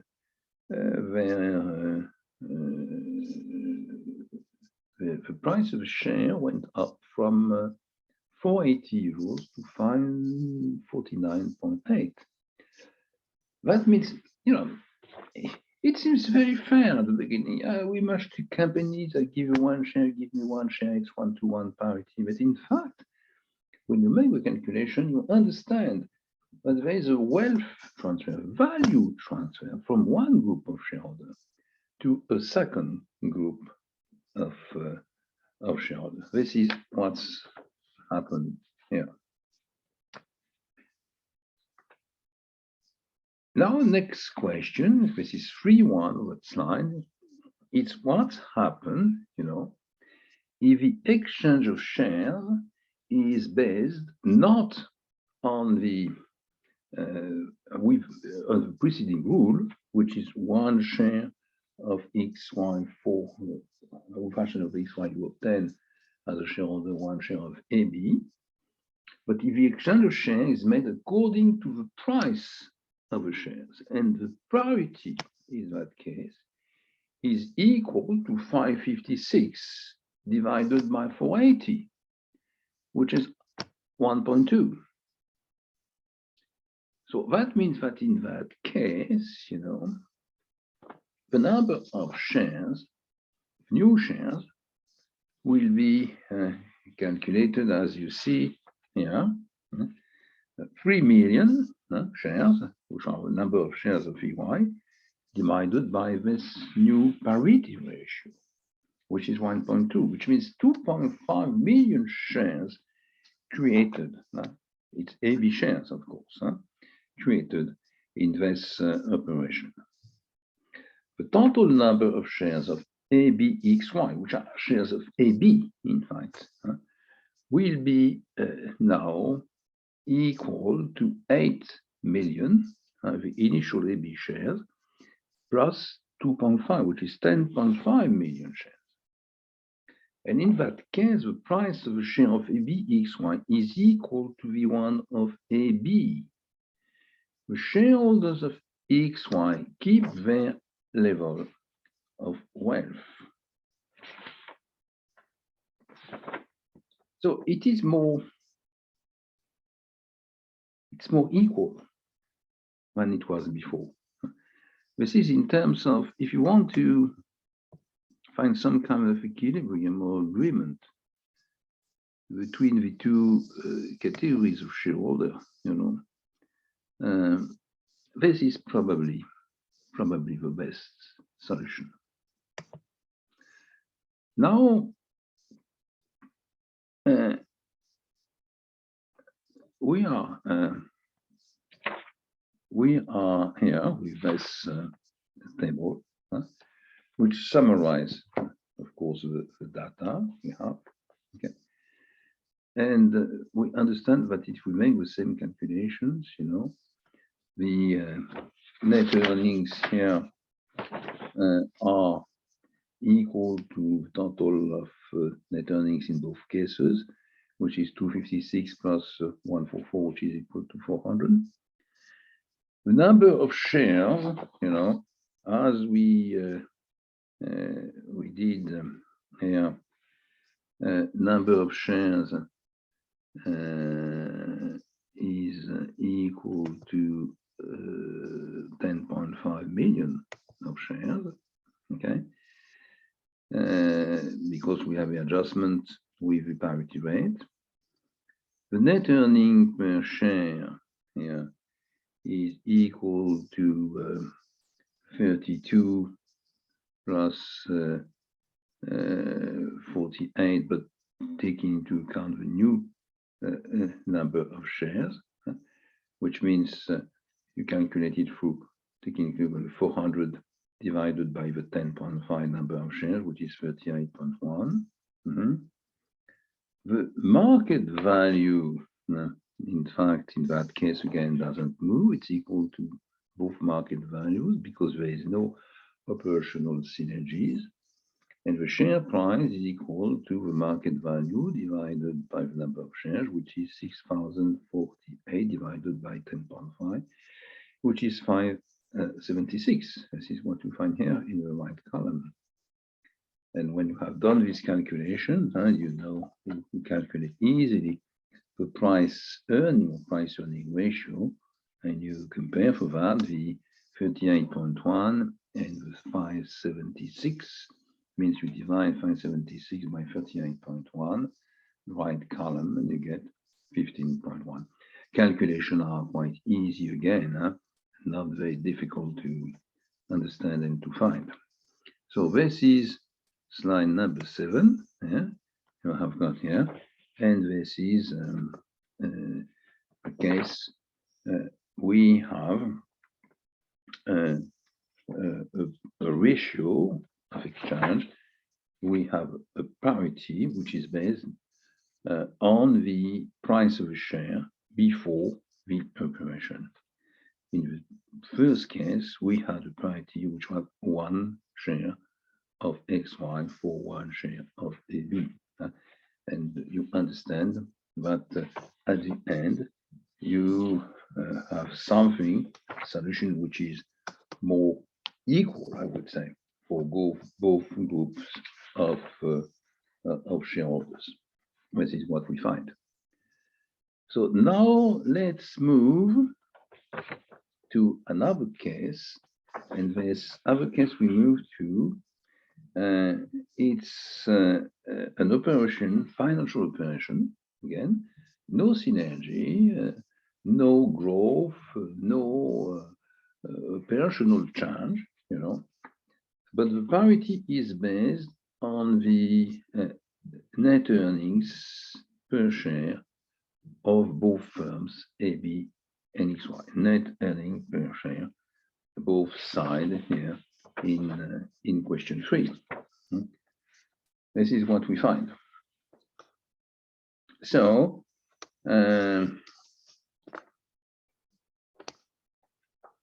let's have a look to that kind of situation. That means if you compare the situations, you find a net earning per share for AB shares, which is 32. You get it here on line number 3. And for the second company, XY, it is 48. That means the parity, the ratio of exchange, is in that case equal to 48 divided by 32. And this ratio, 48 divided by 32, is equal to 1.5. That means the shareholders of XY will receive 1.5 AB shares for 1 share of XY. So the parity against is different. That means we have new shares of AB created according to this rule. And as we have before 3 million XY shares with parity of 1.5, we get 3 multiplied by 1.5, which is 4.5 million new shares, new AB shares. And this is what we find at the end. That means, and this is what we will find on slide, and it will be this one, I think. Where is it? Excuse me, it is this slide. And in that case, we have 8 million shares for AB before the deal, 3 million XY shares. 3 million XY shares will become 4.5, which means the total shares for AB XY after the merger is equal to the total of the 8 initial shares plus 450 new shares, which is equal to 1250, 12.5. It's in the right column, second line. Net earnings is still equal, of course, to 400. Now the market value is still the same, 6,048, you know, and the share price is equal to 6,048, the market value, divided by number of shares, which is 12.5, and we get a share price, which is equal to 483.8. Now, when you get again the new share price, and you get the net earning per share, you can calculate also the PE, the price earning in that case, and it will be 15.1 also. What we see here is that in that case, you know, in that case we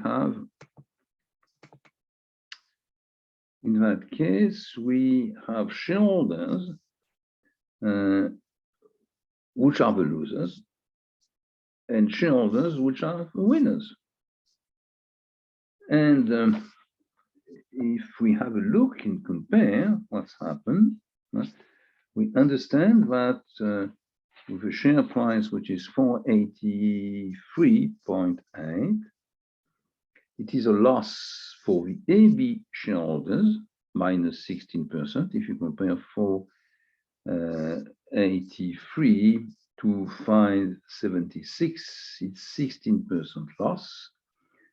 And for XY, on the contrary, they are in a very good position with this deal, with this parity, because instead of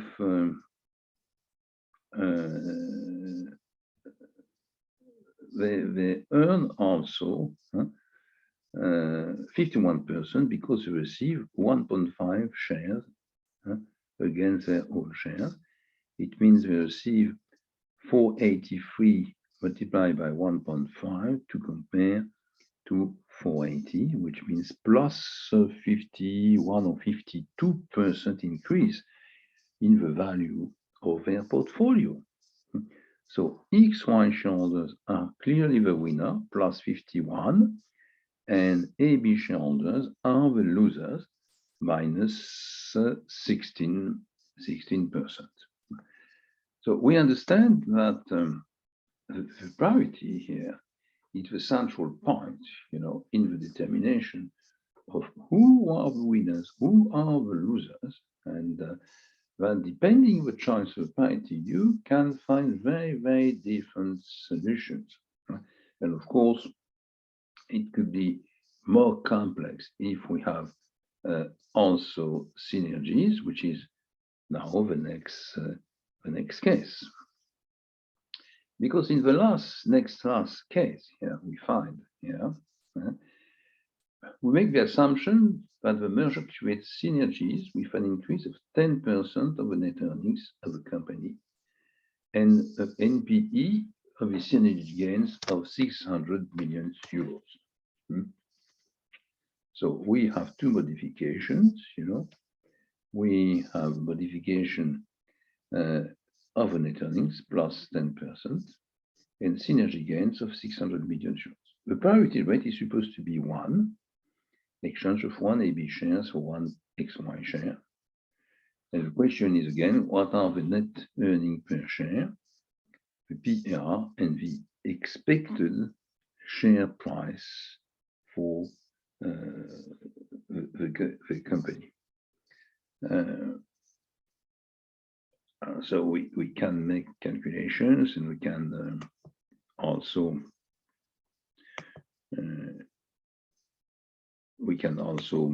make this calculation. Just give you the number. It is the same story because I want to move to the other case.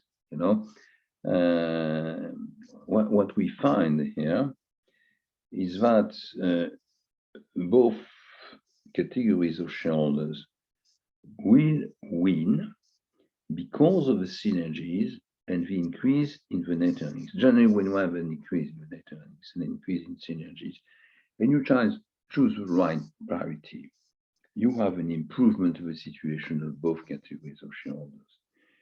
If you go into the table, same table that I went through before, you find here plus 5% for AB shareholder and plus 26% for the XY shareholder. So the increase in wealth, increase in value is not the same.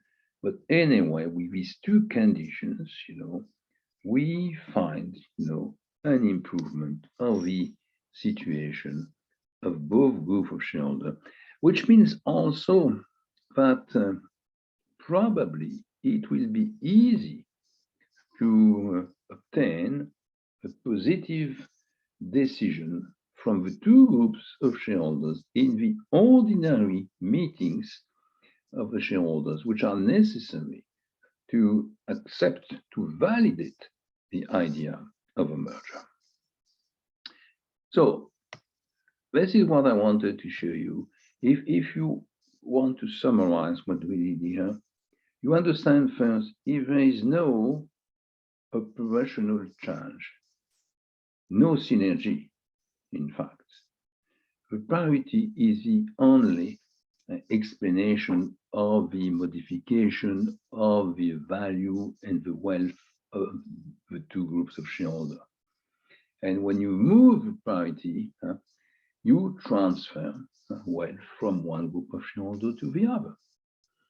The second conclusion here is that when you have positive, synergies, when you have an increase in the global net earnings, which is 10% here, generally, if you manage properly, adequately, the parity rate, you get, an improvement of the wealth value creation for both groups of shareholders. The only problem is to find the right equilibrium, and you have to make sensitivity analysis on the parity rule to do that. The second point is that when you have value creation for both groups of shareholders, it's much easier to obtain their agreement. Don't forget that in that kind of situation, you have to go through meetings of shareholders, and they have to validate the financial operations. So this is what I wanted to show you here. Okay, now, and this is the last case I want to go through. And if you move here, you find the slide 12.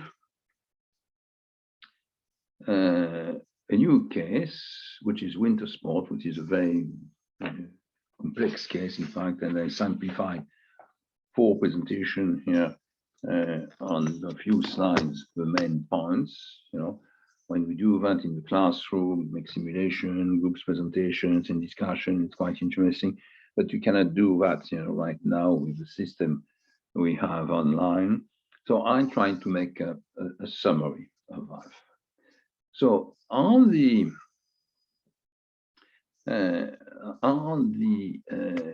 slide 12 and slide 11, you have the basis. It is called winter sport. This company, it's a company which is which owns and manage winter sport activities. Sometimes it is buildings, sometimes it is a means of transportation, sometimes it is a winter sport station as a whole. They get about 25 different spots, in Western Europe, in different countries like France, but also Switzerland, Italy, Austria, and Germany. And they have extended their investment now in foreign countries like Chile, in South America, and also in Japan. Okay, so the problem is not there here.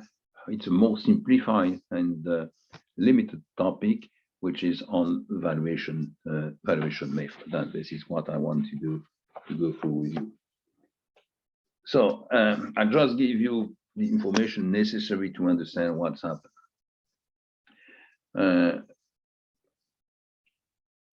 So we move from the preceding case to this one, from wealth transfer between shareholders to values and price decision process.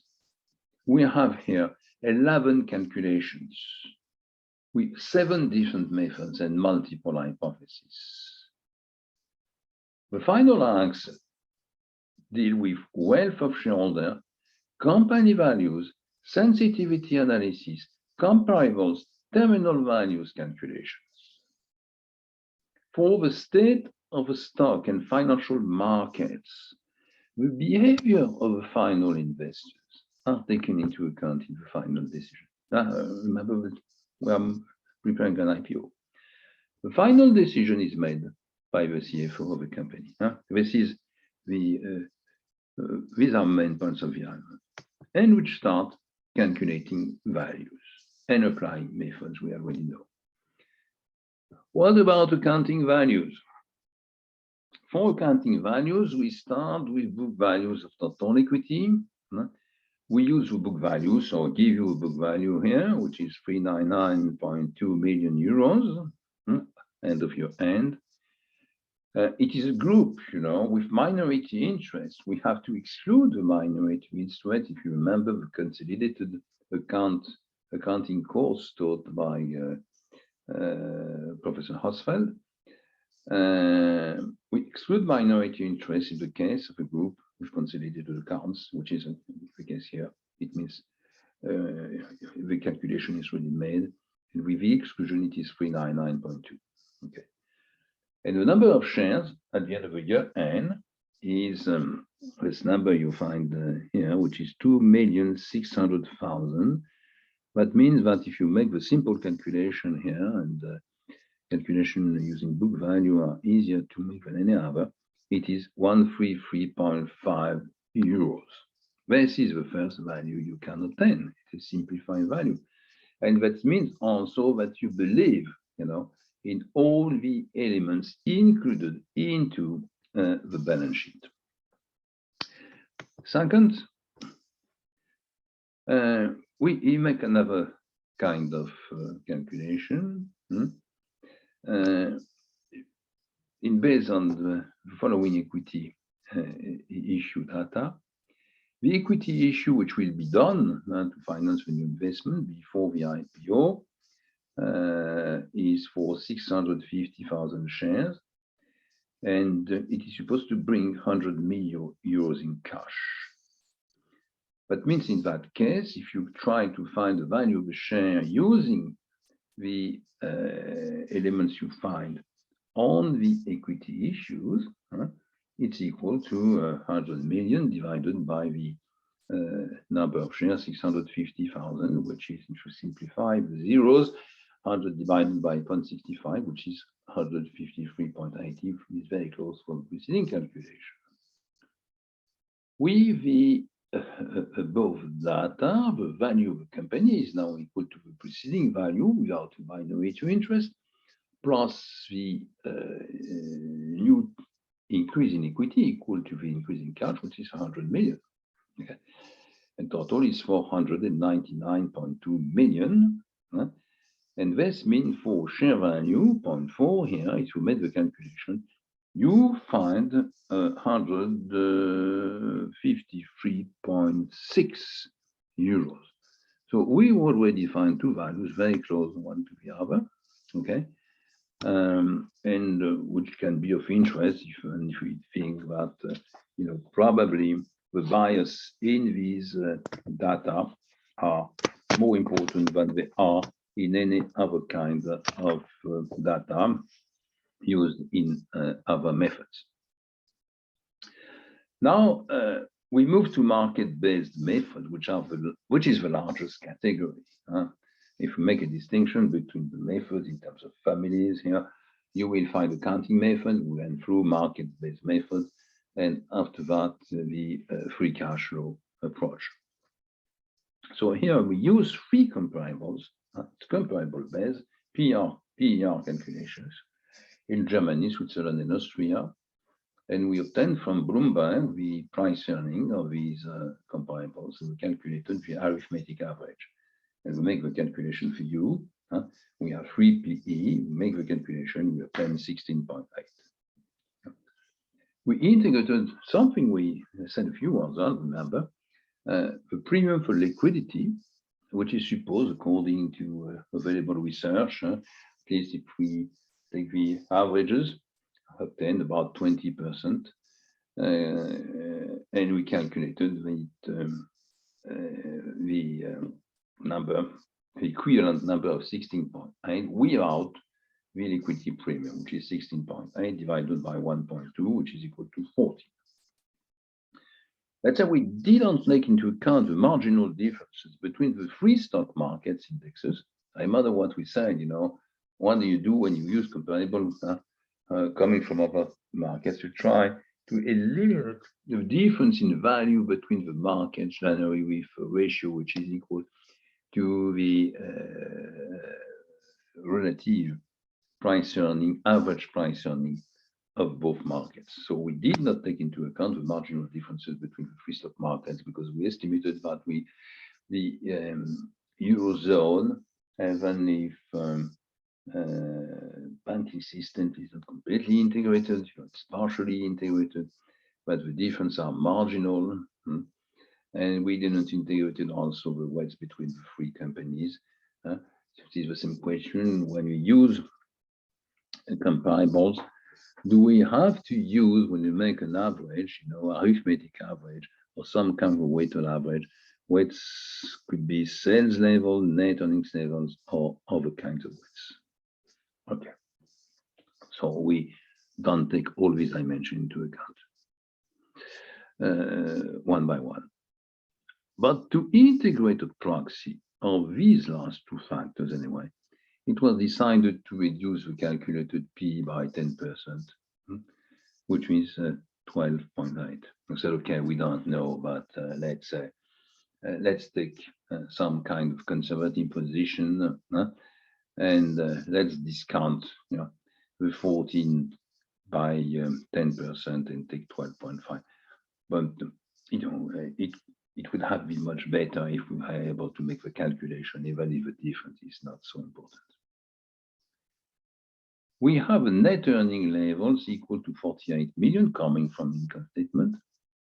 And the global value is equal to 605 million euros, which is 48 multiplied by 20.8. And the share value in that case, we still have the same number of shares we already met in the preceding calculation, which is equal to 186 euros. So we have, using the PR, the comparables, we have another value. So now let's go through calculation using the cost of equity. Okay, so we use the capital asset pricing model to calculate the cost of equity. We calculate the beta for the last 60 days, 3 months for the 3 comparable companies. So we have 3 betas. We decided here for these betas to use weights according to the volumes of transactions. It's another hypothesis which January made to obtain the weighted average of the betas.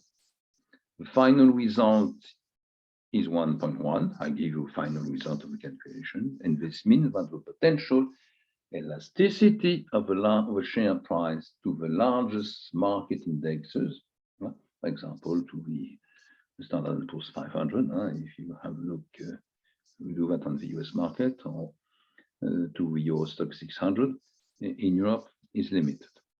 So you have a 1.1, and you can make the calculation according to the data, if I made the assumption that we have 8.36% risk-free interest rate, expected return of the market is 11.71, beta is 1.1, and we get 12.05 as a cost of equity, and you can use the cost of equity in any other model. And we will go through what we call here dividend returns. In this calculation, the value of a company is a function of a dividend policy. It can be applied to mature companies, be very careful, only. With clear and stable dividend policies, cannot be used for growth companies, which generally doesn't distribute dividend for very limited percentages, because the return expected inside the firm on the funds invested is much higher than whatever the shareholders can find outside. So it can be applied to mature companies with clear and stable dividend policies, but not for growing companies, which in many cases do not distribute any dividend for a long period of time. Historically, you can take the example of Microsoft, which is always given, and explained in the textbook. In the case we study here, we have a recurrent distribution of dividends, and the classical model can be applied. It means the total value of a firm is equal to the total dividends multiplied by the average return of the stock market. As the average return of comparables in terms of dividends is 2.7, we find the following result with the payout ratios. We can simulate, and we take 20, 25, and 30%, and you will see what's happened with these different elements. So we start, of course, with the same net earnings. Number of shares the same. Net earnings also. but dividend per share is different. And according to this model, of course, we have different share price and an increasing share price when you distribute more. This method gives very sensitive values to a modification of the payout ratio. So it's often used for major companies. It's not so, it's can be argued, can find argues pros and cons this method, but you understand that according to this method, you have very different data with not very different payout ratio, because between 20 and 30% calculation move from 109 to 164, which is more than 60% difference. Now we can use also the very classical model, Gordon-Shapiro model. You know that model very well right now. Start with same amount of net earnings, 45 million. Number of shares, same, 3.25. Net earning per share, you make the calculation, same. So dividend per share, with a payout ratio which is 20, 25, 30% is different to 95, 369, 443. And you make calculations, you know, of a share price according to the model here, with 12.05 for the return, expected return the market, and 9% for the growth rate. And you get the share price, and you understand that the share price is moving up again from 20%, for 20% is 96, 25 is 120, 30% is 145. So again, the share price is very sensitive to the dividend policy in this model.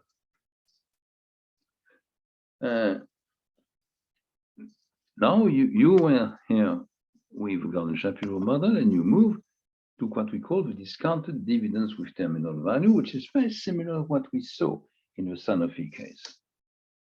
This method takes into account the discounted value of the dividends on a 5-year period, you know, and the expected value of the total equity after 5 years.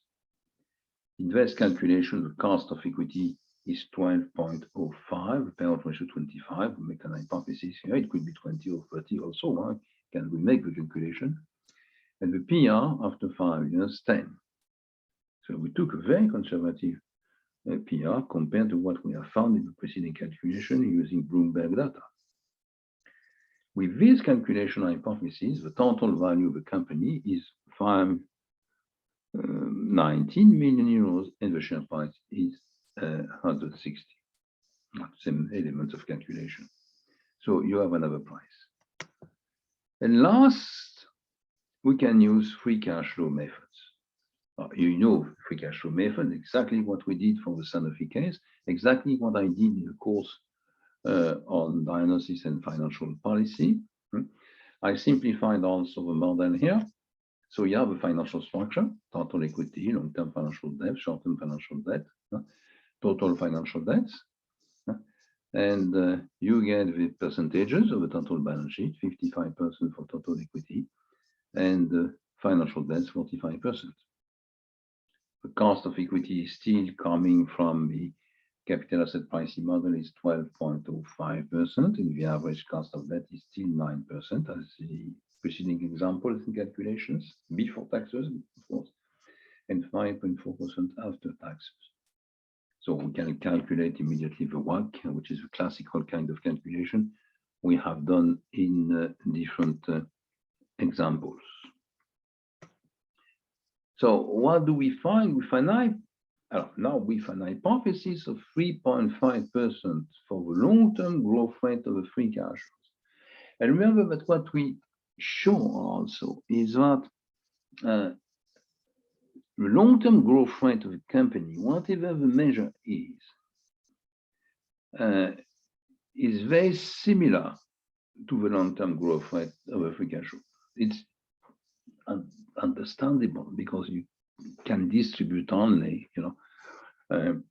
what is produced in financial flows by the firm.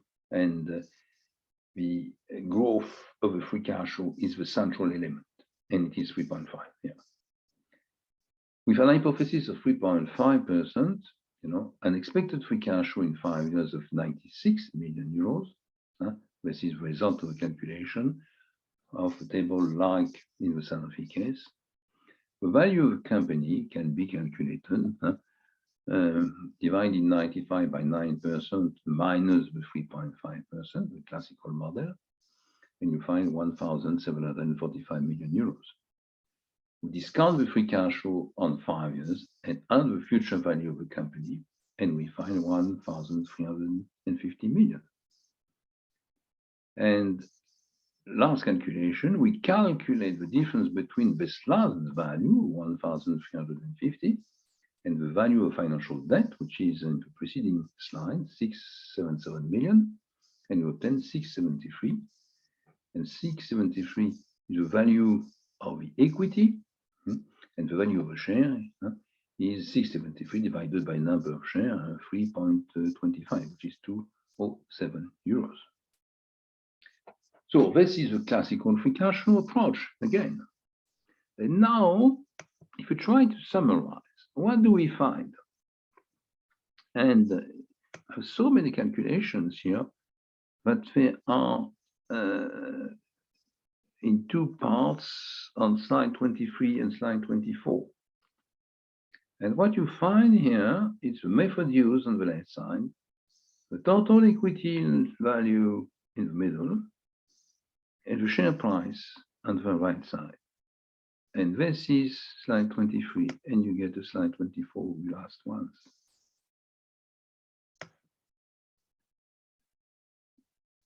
So we don't have so many methods. But anyway, at the end, we've also the hypothesis on the payout ratio. We get different values and different share price. And if you have a look to this table,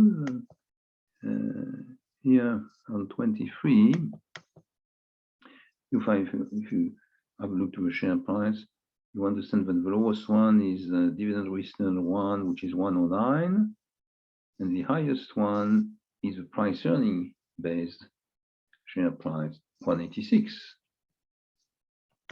And here on the second part, using second slide, using the Gordon-Shapiro approaches with 3 hypotheses of distribution, discounted dividend with terminal value and the free cash flows. The lower one is Gordon-Shapiro 1 with only a payout ratio of 20%, and the highest one is the free cash flow method, 207.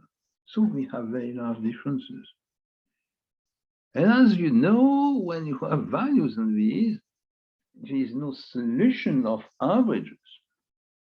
You cannot say, okay, I make arithmetic average, I give you larger weights, upper weight, or higher weight, to this method to the other one. You have to do something else. So to do something else is very similar to what we saw in this sensitivity table of Sanofi. The CFO asked an advice to the broker of his main bank, Crédit Agricole, and this one said, okay, you, CFO, you have to take into account, and this is what I explained several times, the state of the market. We have a low growth trend, we have high liquidity level, but low volatility. So low growth trend, it's average. High liquidity is good. Low volatility is good also. But you have to take into account also the behavior of customers, potential customers, which are the final investor. Those who will buy the shares during the IPO. And you should make a proposal. You should have the job of the broker is to make a proposal to the CFO of the company. And he said, okay, we have to eliminate the extreme values trying to find a range. And remember, values, range, price. And as it is done also in the Sanofi sensitivity table I showed you in the first part of the session, in the last, in session 3 also. He estimated that he could eliminate the lower and the higher values, and that the range was between 147 and 164. And at the end, taking into account, the state of the market, the behavior of a customer, he said, I believe that the good value should be in the upper part of the range, and 162 will be quite good. And he gave the information, one day before the event to the CFO, and CFO would discuss with the CEO and some other partners, shareholders. And at the end, he decided to fix a price of 160 euros. This is a real case, anyway. So you see what the steps are. We make value calculation, different hypotheses. At the end, we have many values. Okay. We generally ask an outsider, a broker specialized in IPO, to give advice, taking into account the state of market and the behavior of a customer. He designed a segment of range and best value he expect taking into account into these conditions. And he said 162. And at the end, for integrating other points, other reasons, CFO launched the offer, the IPO, at the price of 160. So this is what I wanted to show you here. That was my last slide, to show you how to move from values to price, how to use different value methods. Are you to believe that some of them perhaps are better proxies than others? What to do with the calculations of values, with more than 10, 11 values, if I remember here, using 7 methods. How to define a range, how to use the analysis of the advisor, and then to determine the final price. It's not, valuation is not a science. It's based on calculations and models, but at the end, you understand that the last steps are more management and decision-making apprenticeship than anything else. And this is what I wanted to show you on that case. So this was my last point for today. You can use the last questions which are here in these slides in order to be trained for the final exam. So anyway, what I wanted to do to come back on some elements, of the past presentations. It means mainly presentation 1, 3, 4 from biotechnology and signal, to deal with some questions, good question, flexibility, dilution, for example. Come back on this method, which is well done on the Sanofi case, and we use it again because it was a negotiation with the problem of payment. So it's a very good case with some more details to be used in the M&A course. And I wanted to show you what's happened, in terms of transfer of wealth, transfer of value between shareholders when you have a merger, with the impact of the parity rule. There's not only the problem of synergy, there's also the problem of parity rules, and that is very well explained in that small case. And then I wanted also to show you the mechanism of the development of the value calculation, the fact that you can get, 11 here, but more values obtained with here 7 methods and different hypotheses in terms of POR, for example. But after that, you have to move from these values to one price. And the fact you calculate more values and move from 11 to 20 and doesn't solve your problem. When you have already about 10 values, probably get enough if your hypotheses are correct. And you have to go through the last step, which are the most difficult one, which are the management steps, how to move from the values to the price using here an advisor, a range maple, range approach, the state of the market analysis, and the analysis of the behavior of a potential buyer, which are finally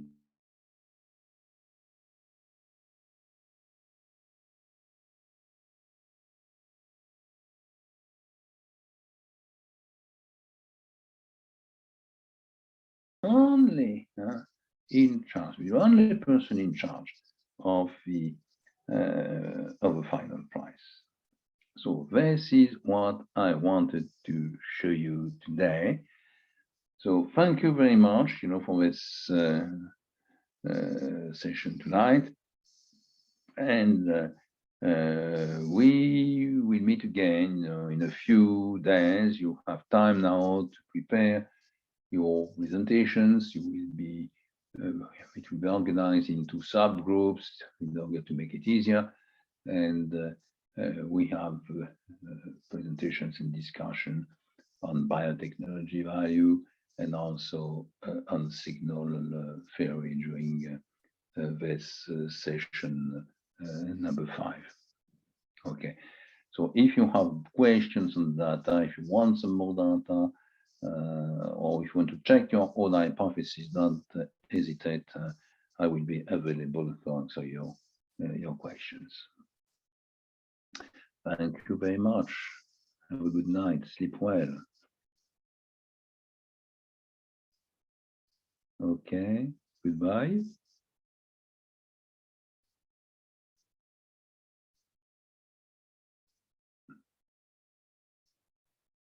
Thank you, bro. Goodbye.